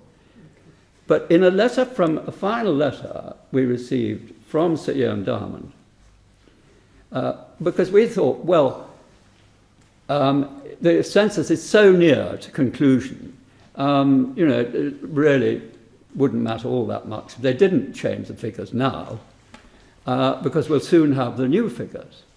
However, a bombshell. Sir Iain Diamond has decided that the provisional census figures for which we asked access are never going to be known by anyone. They're going to be buried.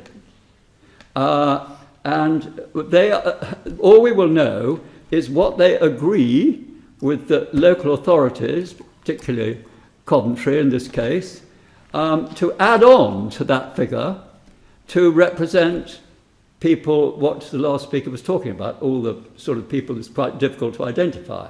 Foreign workers, people here for short stay, third house owners, second house owners. Obviously, there are a number of different things that have to be calculated. But this is burying not only one figure, but two figures, because it's in the public interest that we know exactly what they agreed with the local authorities and how they're identified. So I do hope that Sir David Norgrove will exert pressure on ONS to have changed their mind and reveal this figure, because there does not seem to be any conceivable legitimate reason for concealing it, except perhaps to make it more difficult for us to identify the flaws in the original figures. Thank you very much. Sorry to Thank you very much. I hope you agree that we've brought you a number of controversial and interesting areas. We're going to take questions from online first of all. We had over 60 participants, and for nearly all the session, 57 to 59 on. Some of the really top questions have been, is it the government rather than any agency like the ONS that bears responsibility for getting this wrong over a consistent period of time? That's a controversially robust, but I think direct way. Is there also another question that there are lags? We do statistics, we make estimates, we set out plans, but for things like housing or for major infrastructure, there is a lead time of 10 to 20 years. Does that not mean that in 20 years' time, all of a sudden, the facts are wrong, but where we're building things or what we're doing hasn't taken that into account? And thirdly, from a very broad audience, we've got the question of, is there a hierarchy of statistics? Are some statistics so important we throw everything at them, and are other statistics less important, therefore we don't care if we get them wrong? Okay, just to address something from my point of view, and I hope the speakers will say something else. Are some statistics more important than others? Well, yes, in some respects, I think they are, but basically I'm fairly confident that the ONS and the Government Statistical Service does what it has to do in every area to the best of its ability. I think from that point of view, importance is in the eye of the beholder rather than in the eye of the production people, all of whom have their responsibilities for the individual things. It's us that may decide. For example, the population statistics are slightly more important than even retail price indices, but I'm sure the people working in those departments would think otherwise. Correct me if I'm wrong, David, right. Sorry, what was the other question? I think the tough one, Tony, was, is it really governments, let's call all of them, at fault, rather than institutions like the ONS? Does the buck stop with the people down the road? Simon wants to take that. I think it's... A comment, well, a response from me, Simon Briscoe. I think that the issues are about governance here, and to take the example of the vaccination data, what we've essentially got here are three arm's-length bodies: the UKSA, which incorporates the ONS, we've got the National Health Service, and we've got the UK HSA, which used to be Public Health England. So we've got three structurally independent bodies that are all sort of defending their own turf. And I think the problem here, these bodies have got no right really to go around bossing the other bodies around. And they also seem, certainly on this question of population and vaccination, they seem incapable of coming together to agree a happy compromise. So I think the issue is governance. Now, whether that is, as Sir Bernard mentioned earlier, a question of requiring the legislation to be looked at, whether it could be improved in the medium term by having a specific committee of the Lords and Commons together to deal with this because it is important, or whether we can look to each of these bodies to have a greater sense of the common good rather than sort of defending their own patches. I think any of those routes are clear, but I find it very difficult personally because for 30 odd years I've been arguing for independent statistics and the value of these independent bodies, but the problem is it's just not working out how it ought to be because of widespread failures of governance. So I think if the bodies and Parliament don't get their act in order, then sooner or later we'll find politicians that are taking back control of these numbers for better or worse. I'll probably take the hierarchy question, and I think COVID gives us a really nice example of this. During COVID, particularly in economic statistics, but across the ONS, we did prioritise the statistics. We were going to focus on making sure always got out the door. So things like GDP, prices, trade, labour markets. We made sure we had everything in place to ensure they would be continuously delivered.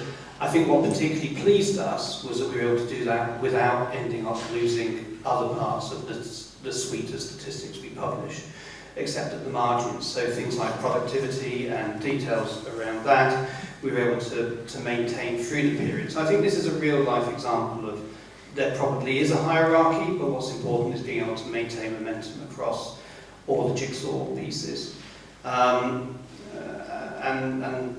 looking at the first question of more widely, I think what's important is remembering always our legal ambit, our range to provide statistics and to feed into decisions based on the statistics and the quality of the data we have, leaving the wider political decisions to those who are responsible for those. I think Tony has another point.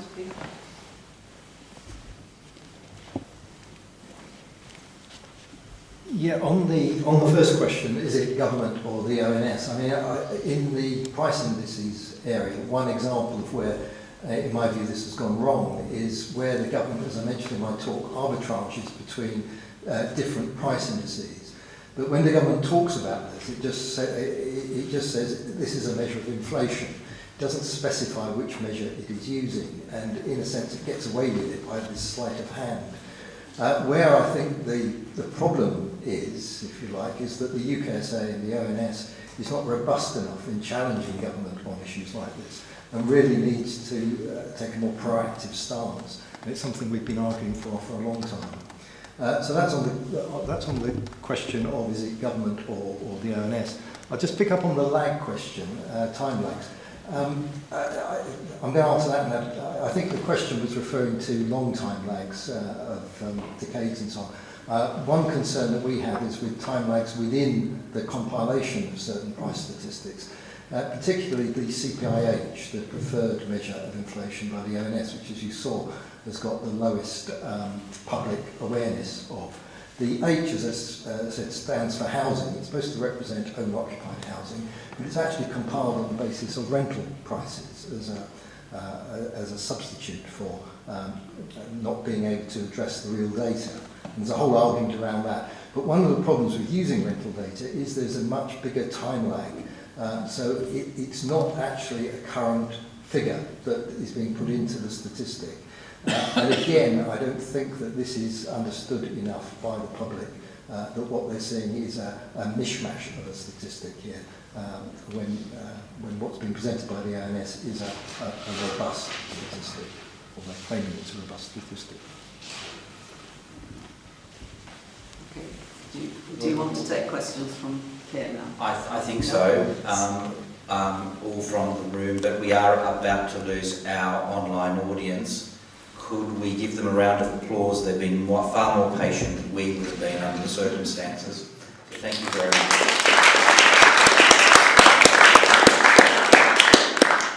We did have over 60 people from probably over a dozen countries. That's something unusual for statistics. Okay, so do you want to take some questions from the floor here now, or Tony, or alternatively? Yes, Vicky. Sorry, just I'm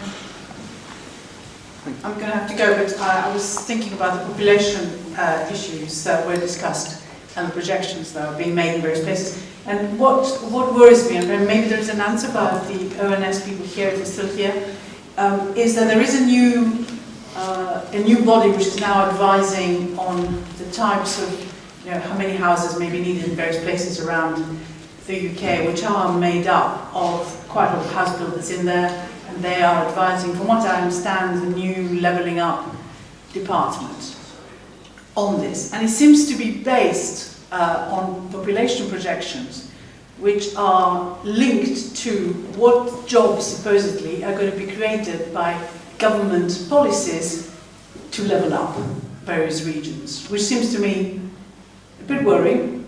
because first of all, we don't know whether any of these jobs are going to be new or whatever. And second, that they will just add to some of the issues we were discussing before. In other words, just make the calculation of anything that makes any sense at all in terms of what we do even worse. So I don't know whether there is an answer to that, but it is a pretty worrying element. In other words, we start from the basis of assuming things will happen in the future, which of course are, quite likely not going to happen. Just one final comment from me, Simon Briscoe again. What I find particularly odd about the population game is that the ONS feels that it's capable of making projections, and this seems to be the wrong place to do it. So we have the Office for Budget Responsibility now that effectively does the economic forecast rather than the Treasury doing it. We've got the Monetary Policy Committee in the Bank of England that does its economic forecast for interest rates. I think it's about time that one of those bodies or someone else took away the forecasting from the ONS and left the ONS to focus on getting the best possible data, because all that will happen to the ONS is they will get the flack from the fact that these forecasts are bad. And let's face it, forecasting is a different skill from collecting data. True. Okay. Do you want to just take one more? Sir David Norgrove, do you want to make a comment and reply? Not really a reply. All right. I recognise that population statistics are not of the right quality. And in terms of Sir Andrew's remarks, I mean, I do think we have a different perspective, I think, on the history there. But from mine, it's that the system worked. I got a letter from Coventry, from the senior people in Coventry. OSR responded to that, reviewed it, came out with strong criticism of ONS. ONS have undertaken to improve the data. So I think from that point of view, it's been effective. Just briefly, and I could say a lot more about plans for improving the population statistics which have been published. In terms of price measurement and the government arbitrage, I've written twice to the Chancellor to criticise that and to criticise the arbitrage. And those letters have been published and reported. I can't find the Chancellor or lock him up. I'm not quite sure what else I should be doing. Thank you. Thank you. So if I may just briefly, before we move on to our next session, just thank everybody for their contribution today and say something just very briefly. We started out with 3 excellent introductions, reminding us of how important statistics are to our public and personal lives and our economic lives. And we've been through some 3 examples of the kinds of statistics, of the many, many types of statistics that are produced by the Office of National Statistics and the Government Statistical Service. And that served to emphasise 2 things: A, the importance of it, and B, the problem if you do get some things wrong, or at least perceived as being wrong. From the point of view of better statistics, what we wish to make a contribution, yes, Sir David, very much working with the United Kingdom Statistical Authority. We want to make a contribution in particular to public awareness, and we think that it's very, very, very important at this time as we settle down to past COVID, but into the problems of dealing with global warming, the ideas associated with levelling up, the kind of statistics which are going to be produced need to be understood by the people. The people need to understand the independence of our statistical service from government and believe in it. And that's a contribution that we hope to make from things like today. And we welcome your support in that, and not merely by coming along, but if you're happy enough to give us a small contribution, we'd be grateful for that as well. Thank you for your time. For those of you who are prepared to stay on for our next discussion on the user engagement, we're going to proceed with that pretty damn quickly, so I want a cup of coffee. Thank you.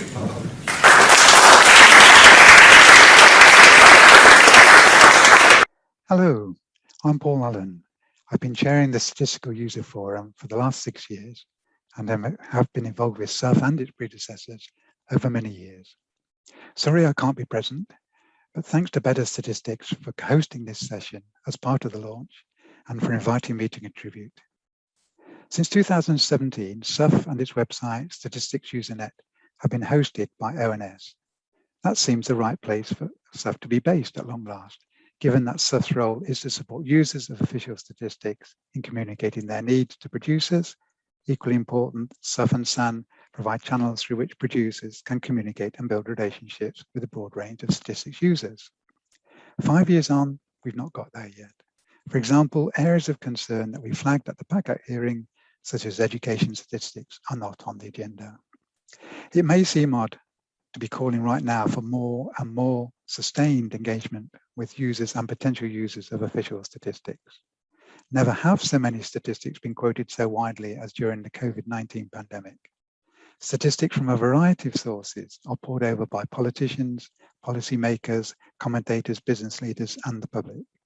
For many, statistics provide points of reference in a torrent of opinion, claim, and counterclaim about what is going on and how to manage the pandemic and its impact. This all seems to suggest that official statistics are living up to the vision in the UN's fundamental principles for official statistics.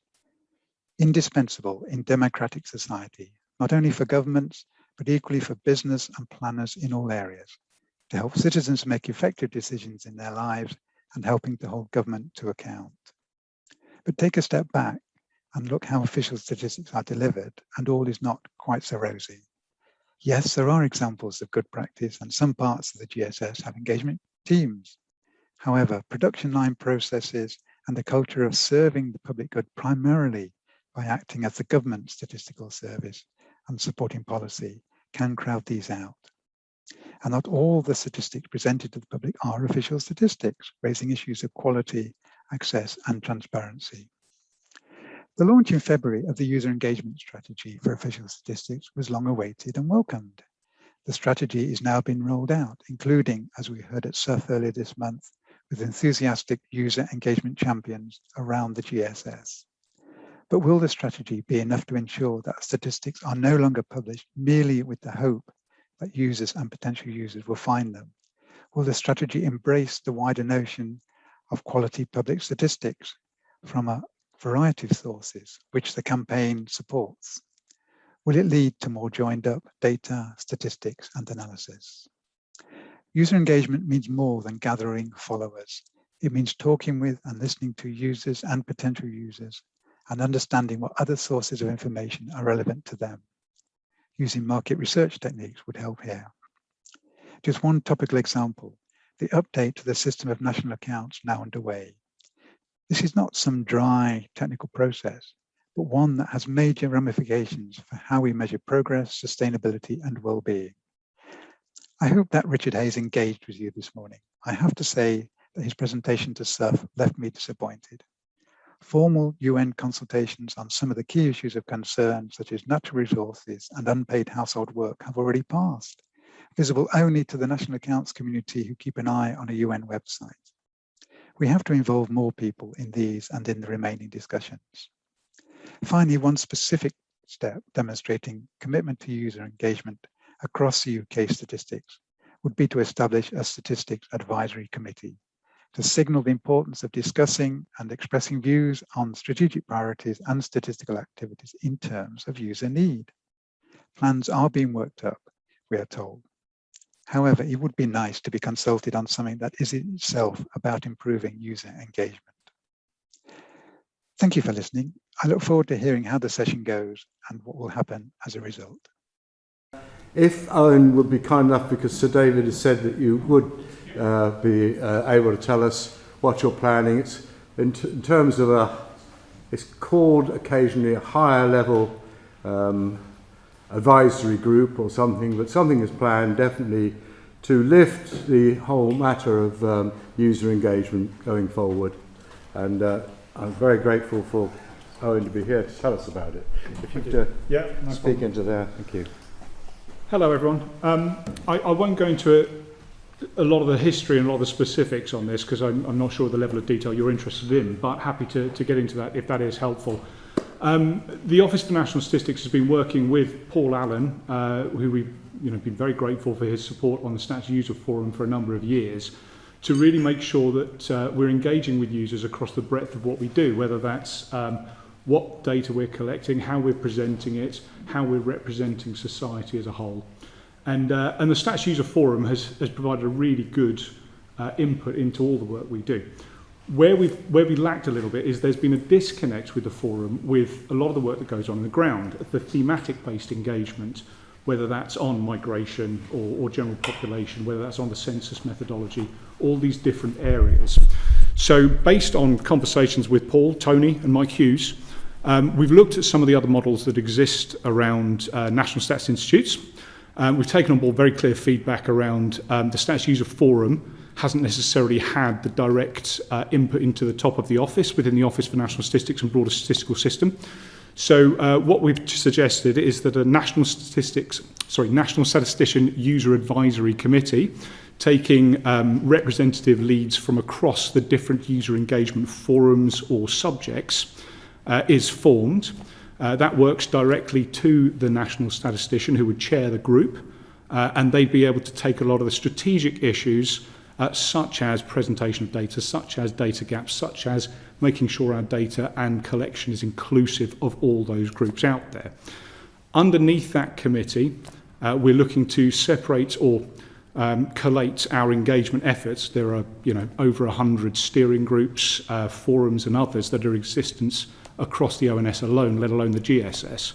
So we're looking to bring those together under the 11 Office for Statistics Regulation stats domains to give users a good opportunity to know where they can best plug in their inputs and feed in directly to representative leads across the GSS, which would then feed up to this committee. So as issues are raised within these groups, they feed directly up to that strategic committee, which then will deal with things on a system-wide basis. So as I say, that's the proposal at the moment. Underneath that, that's building on some really key work we've done in recent years. So the census, we had a big community outreach program because one of the questions we always wrestle with are who's statistics for? And they're predominantly, of course, with a lot of people in this room, but they're for all the other groups out there, charities who are looking to put in a case to government, local authorities and other local interest groups. We don't necessarily reach out to those as much as we would have liked, and the census had a full operation to go out and actually work with faith groups, community groups, whatever they might be, and actually work with leaders and influencers in those areas. So we weren't necessarily the deliverers of messages, but just those groups that we've talked about here who aren't necessarily the ones who fill in censuses and sometimes get missed out of admin data, to really encourage them to take more part in surveys and work with the ONS. So that community outreach is something that we built on with the Inclusive Data Task Force that we kicked off in the last year, and that was really looking at where are those representative groups which we think are underrepresented at the moment, and how can we proactively go out there and kind of seek views and make sure we are not only collecting but then presenting back information that is of use in a form that's of use. So that work happens on the ground. The statistical domains will be how we kind of form and collate those different themes together, feeds up to the National Statistics User Advisory Committee. So that's the kind of pyramid, if you like, of how that would work. Happy to go into any more, happy to provide some further answers to any questions you might have. Hopefully it's consistent with conversations certainly Mike and Tony and others have been having with the Stats User Forum and Paul and myself and others over the last few years. Well, not necessarily completely, it's not from my perspective, it's not one of the things about the national statistics, which I think has come out today, is that the national statistician has got a hell of a lot to do. Yeah. He really has. The Office of National Statistics has an awful lot to do. One of the problems that I see in trying to improve statistics is to take a little bit of the load off, actually. But the implication of what you said is, well, hang on, the national statistician, who has all these other responsibilities, will now also run this advisory group, which, in my view, should actually be anyway independent, those you're working with. But do I understand correctly that you're suggesting that it definitely is run by the national statistician on top of all his other responsibilities that he has? Well, if I can just add a little bit of context for that, such as the data ethics group that we have and other groups that exist within the governance system. They're made up of entirely independent members advising the national statistician. So they work within the statistical framework, but and secretariat provided by the Office for National Statistics or the UK Statistics Authority, but they're made up of independent members advising the statistician directly. Yes, of course, we take what ONS said. I mean, I would pause the author of the paper that went to ONS to seek a solution to this gap that existed. And so I would say to Owen today, this is the first time we've really had feedback of their plans, that we welcome them and appreciate them, but we would like, obviously, Owen to discuss the detail, in other words, to be consulted. But I, as the author also of two of the advisory bodies that the ONS have run, on prices in particular, see this advisory body being chaired by an independent person.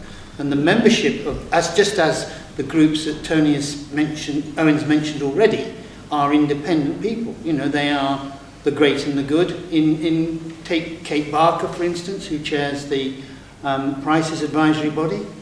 There's no way she's an ONS stool. You know, she's completely independent, and that's the model that we were advocating or hoping that would be proposed. So I think that particular concern doesn't exist for me, if I've understood Tony Owen correctly, as to what will be the constitution of the body. The membership of the body is something that clearly we would like to discuss with ONS to make sure it's sufficiently representative. You know, that it contains a good cross-section of users of statistics. But I think from my perspective, the kinds of issues that have been brought out in the debate over the morning are the kinds of issues that this group should be exploring with ONS. You know, some of the points that have been made about should ONS be dealing with population projections as opposed to the data. That, you know, the general gamut of things that have been put on the table today. Does that, you know... Yeah, absolutely. I mean, look, what we want to do is try and represent as wide a group as we can possibly represent and actually get the views of all of those. Now, it's not always easy because we don't always have one consistent view coming in from all users, but actually just being able to surface those and have the discussion, have the debate, and actually sometimes explain the approach that the ONS and the statistical system is taking, I think that would be a valuable use of the committee. But we'll there's a macro requirement, there's a micro requirement which will be dealt with through to the individual user groups feeding in, and then that funneling up as necessary, and also downwards from the advisory board. Yeah, anyway. There's just one area I'd say is what we try to address with, and I think if Paul were here, he would agree that the Stats User Forum isn't as effective as we'd all like it to be, but one of the things is the disconnect from the National Statistician, the Statistical Service, because it is chaired independently, it runs independently, but it then doesn't necessarily have the influence within the organisation to make the change that is necessary. So we've tried to address that with the ear of the National Statistician directly. So that's one element of it. The other element is it does get very much into the detail, into the specific subject matter, and to a certain extent we kind of lose focus on the strategic issues that we talk about. Well, projections is a great topic to cover off there, and to actually have a kind of clear plan. That won't get addressed by the Statistics User Forum at the moment because it does get more into the detail. The idea is to separate the micro from the macro, have the strategic committee and the topic-based engagement still existing. Can I just ask for a definition of independent? Because the problem with, I mean, if there are 100 of these committees, arguably the system's not working because there are lots of problems with the data. So I'd argue that the current system isn't working. What it seems to me you're proposing is you simply take some of the chairs of those groups and bung them in this other committee. So I think when all of these people are or the vast majority of these people on these committees are appointed by the ONS. I mean, Kate Barker might or might not be independent and might or might not be the right person for it, but she's there by the gift of the national statistician.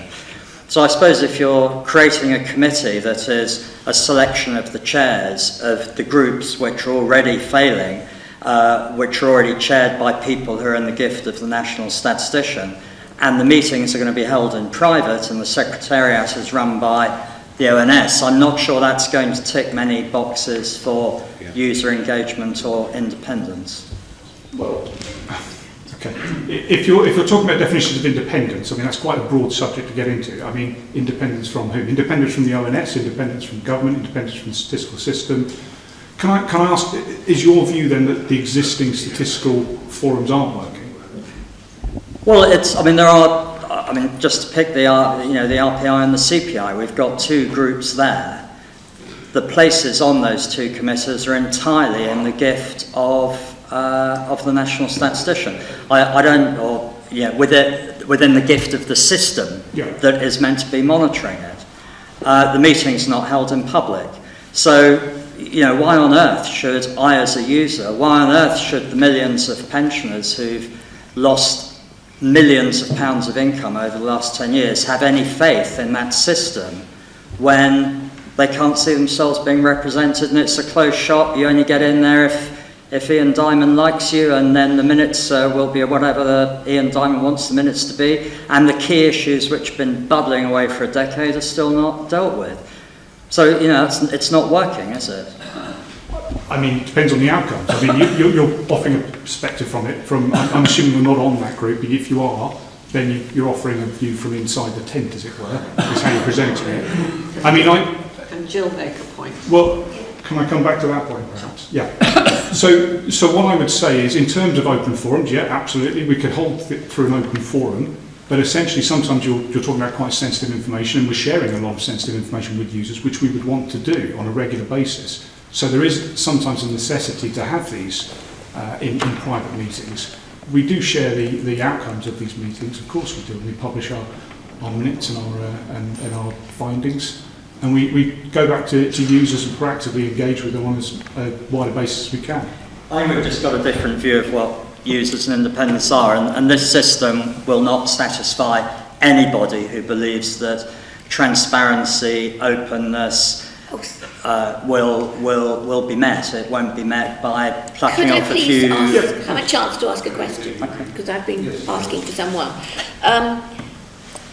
I think it's very important to have an independent chair of that.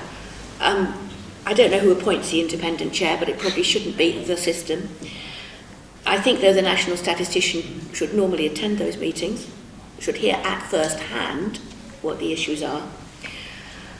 What a question, though, was on the 11 domains. Can I please ask, is economics one of those domains, or is it several? Because economics is a huge subject, and so often you see a theme or a domain being economics, and you need more than one, is one thing.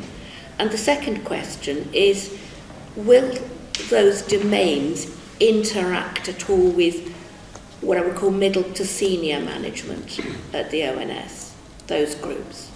Because from my long experience of user engagement, in general, at a working level, you can get some good engagement.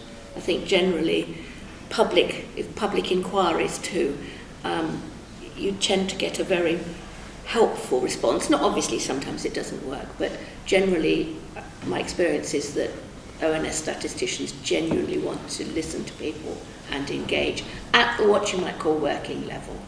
Where it goes wrong is, I think it's partly the reason for this, at a higher level, that where obviously you get things like, you do get politics coming into it, and you do get other influences, and you do get the sort of general, oh, well, this is what the organisation does and we must defend it type thing. So I think you possibly might even need to have some interaction at the middle level. Maybe that's too big a structure, I don't know. Well, to get into grades, we're thinking those domains are chaired by deputy director level, which will be the senior representative on those different things. There's an issue with chair, but never mind. Sorry, if they can lead, as I say, to kind of bring that information together and those different groups. I'm afraid I can't quote back the full 11 statistical domains for OSR. I suspect economy straddles across a couple of them, but I'll have to come back to you on that one.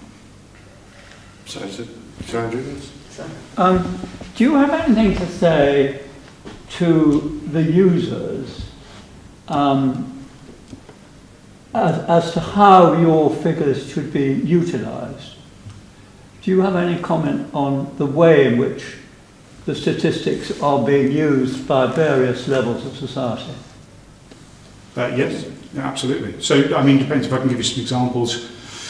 Media is obviously one big user and obviously a channel for how other people access statistics. If media presents statistics a particular way, which is not consistent with what the data is showing, then we will pick that directly up with those channels and get that corrected or get that amended. I'm just wondering, I mean, your figures are treated with mathematic exactitude in circumstances where we all know any prediction is going to be wrong. Everybody knows that. But all you can do is make a stab at it. Now, what materials you use, of course, entirely a matter for you. But do you think that it might be more helpful or less damaging if you gave your figures bracketed? Well, I mean, because we don't present our figures as exact. We present our figures as best estimates. I've been taught this very much, joining from a non-statistician perspective. But you see, they're treated with mathematic exactitude by the users. That's what I... I wouldn't necessarily say that's entirely true. You've got a lot of people out there who understand the limitations of the statistics, and whether it makes it into copy or whether it makes it into how they're presented back afterwards, that's a separate point, but that's something we would pick up. So if a statistic is presented with the caveats around uncertainty, with the caveats around data sources or anything else that might be clear within our bulletin, but it's not represented, it's taken out of context elsewhere, we would pick that up. Sorry, can I comment on that? They did publish confidence intervals generally around figures. The problem perhaps with those is that it doesn't account of particular bias as to where the data's come from. And I have a particular concern with one set of data at the moment, where I think there is a bias, which isn't covered by the uncertainty associated. But if I may, because we've really got to close off, I'd just like to clarify something, and thank you very much for talking to us about this.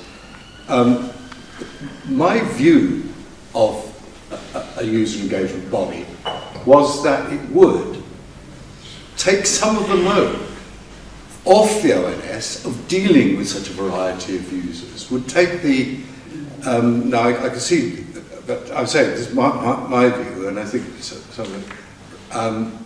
would try to sift what we think is more important in the public interest and etc. Whereas it seems to me that you wish to maintain a level of engagement, which itself doesn't particularly work at the moment. But I mean, I'm very interested by the idea that you would say, well, the chairs will be the directors of these parts, rather than somebody else, such as Tony Cox, or independent, or Jill, independent, somebody independent from producing it, but representing the users of that, which is actually to some extent what happens at the moment in the user forum. But you're suggesting something here, perhaps I haven't understood it. Well, so that layer is, I mean, I wouldn't say it's a full-time job, but it's not far off. So, I mean, as I say, we're over 100 statistics forums, steering groups, advisory groups across all the different subject matters. And what I'm very clear on is we're not looking to get rid of any of those. They're valuable. What we're looking to do is add to that by actually going out and actively seeking users we don't engage with on a regular basis. So the third sector organisations who don't have statisticians, don't have data analyst teams, they still need to use our statistics. We need to understand what data they need. So we're looking to build upon what we've got and expand out beyond it too. On the national statistician point, I mean, I understand what you're saying around take some of the burden and responsibility away, but not wrong answer. No. I understand that entirely, but that is our responsibility as an organisation. We would be asleep on a job if we weren't actively going out there and trying to seek views and trying to put user engagement at the very heart of what we do as an organisation. So I don't think we could abdicate that responsibility elsewhere. I'd happily pick up yourself and Mike about how we could adapt the model, evolve the model, because user engagement is an evolving thing. We'll always have more to do. So I'll happily pick this up and have those conversations. But this model is essentially listening to yourselves and user groups and all other views that we brought into this to try and come up with something that's going to work better for all of us. I just think, I welcome that. I think what you've outlined today is detail that we need to discuss and explore, and we have further consultation on so that we can get the right fix. I mean, Simon and I have always disagreed on certain things, but I mean, I do have faith in an independent advisory body, provided the chairpersons of those are selected appropriately. And I can't remember her name now, but the lady who just has done the data inclusivity study, for example, is Moira Gibb. Yeah, Moira Gibb. You know, is a classic example of the kind of person I had envisaged. Nobody could accuse her of not being independent, given her pedigree and her background. And so let's start from there.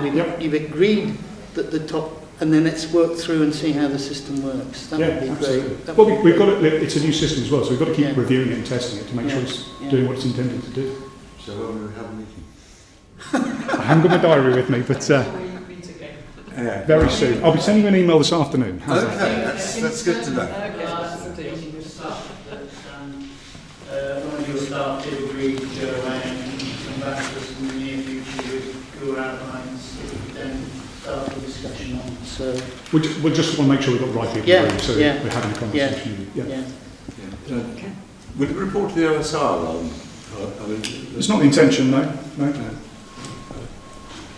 thought that it ought to, in some way, be related to the regulatory side as well, but that's partly because of my particular bias and personal bias.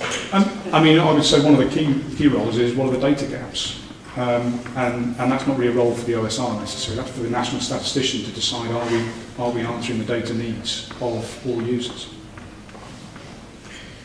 Yeah, I quite understand, quite agree. It's one aspect.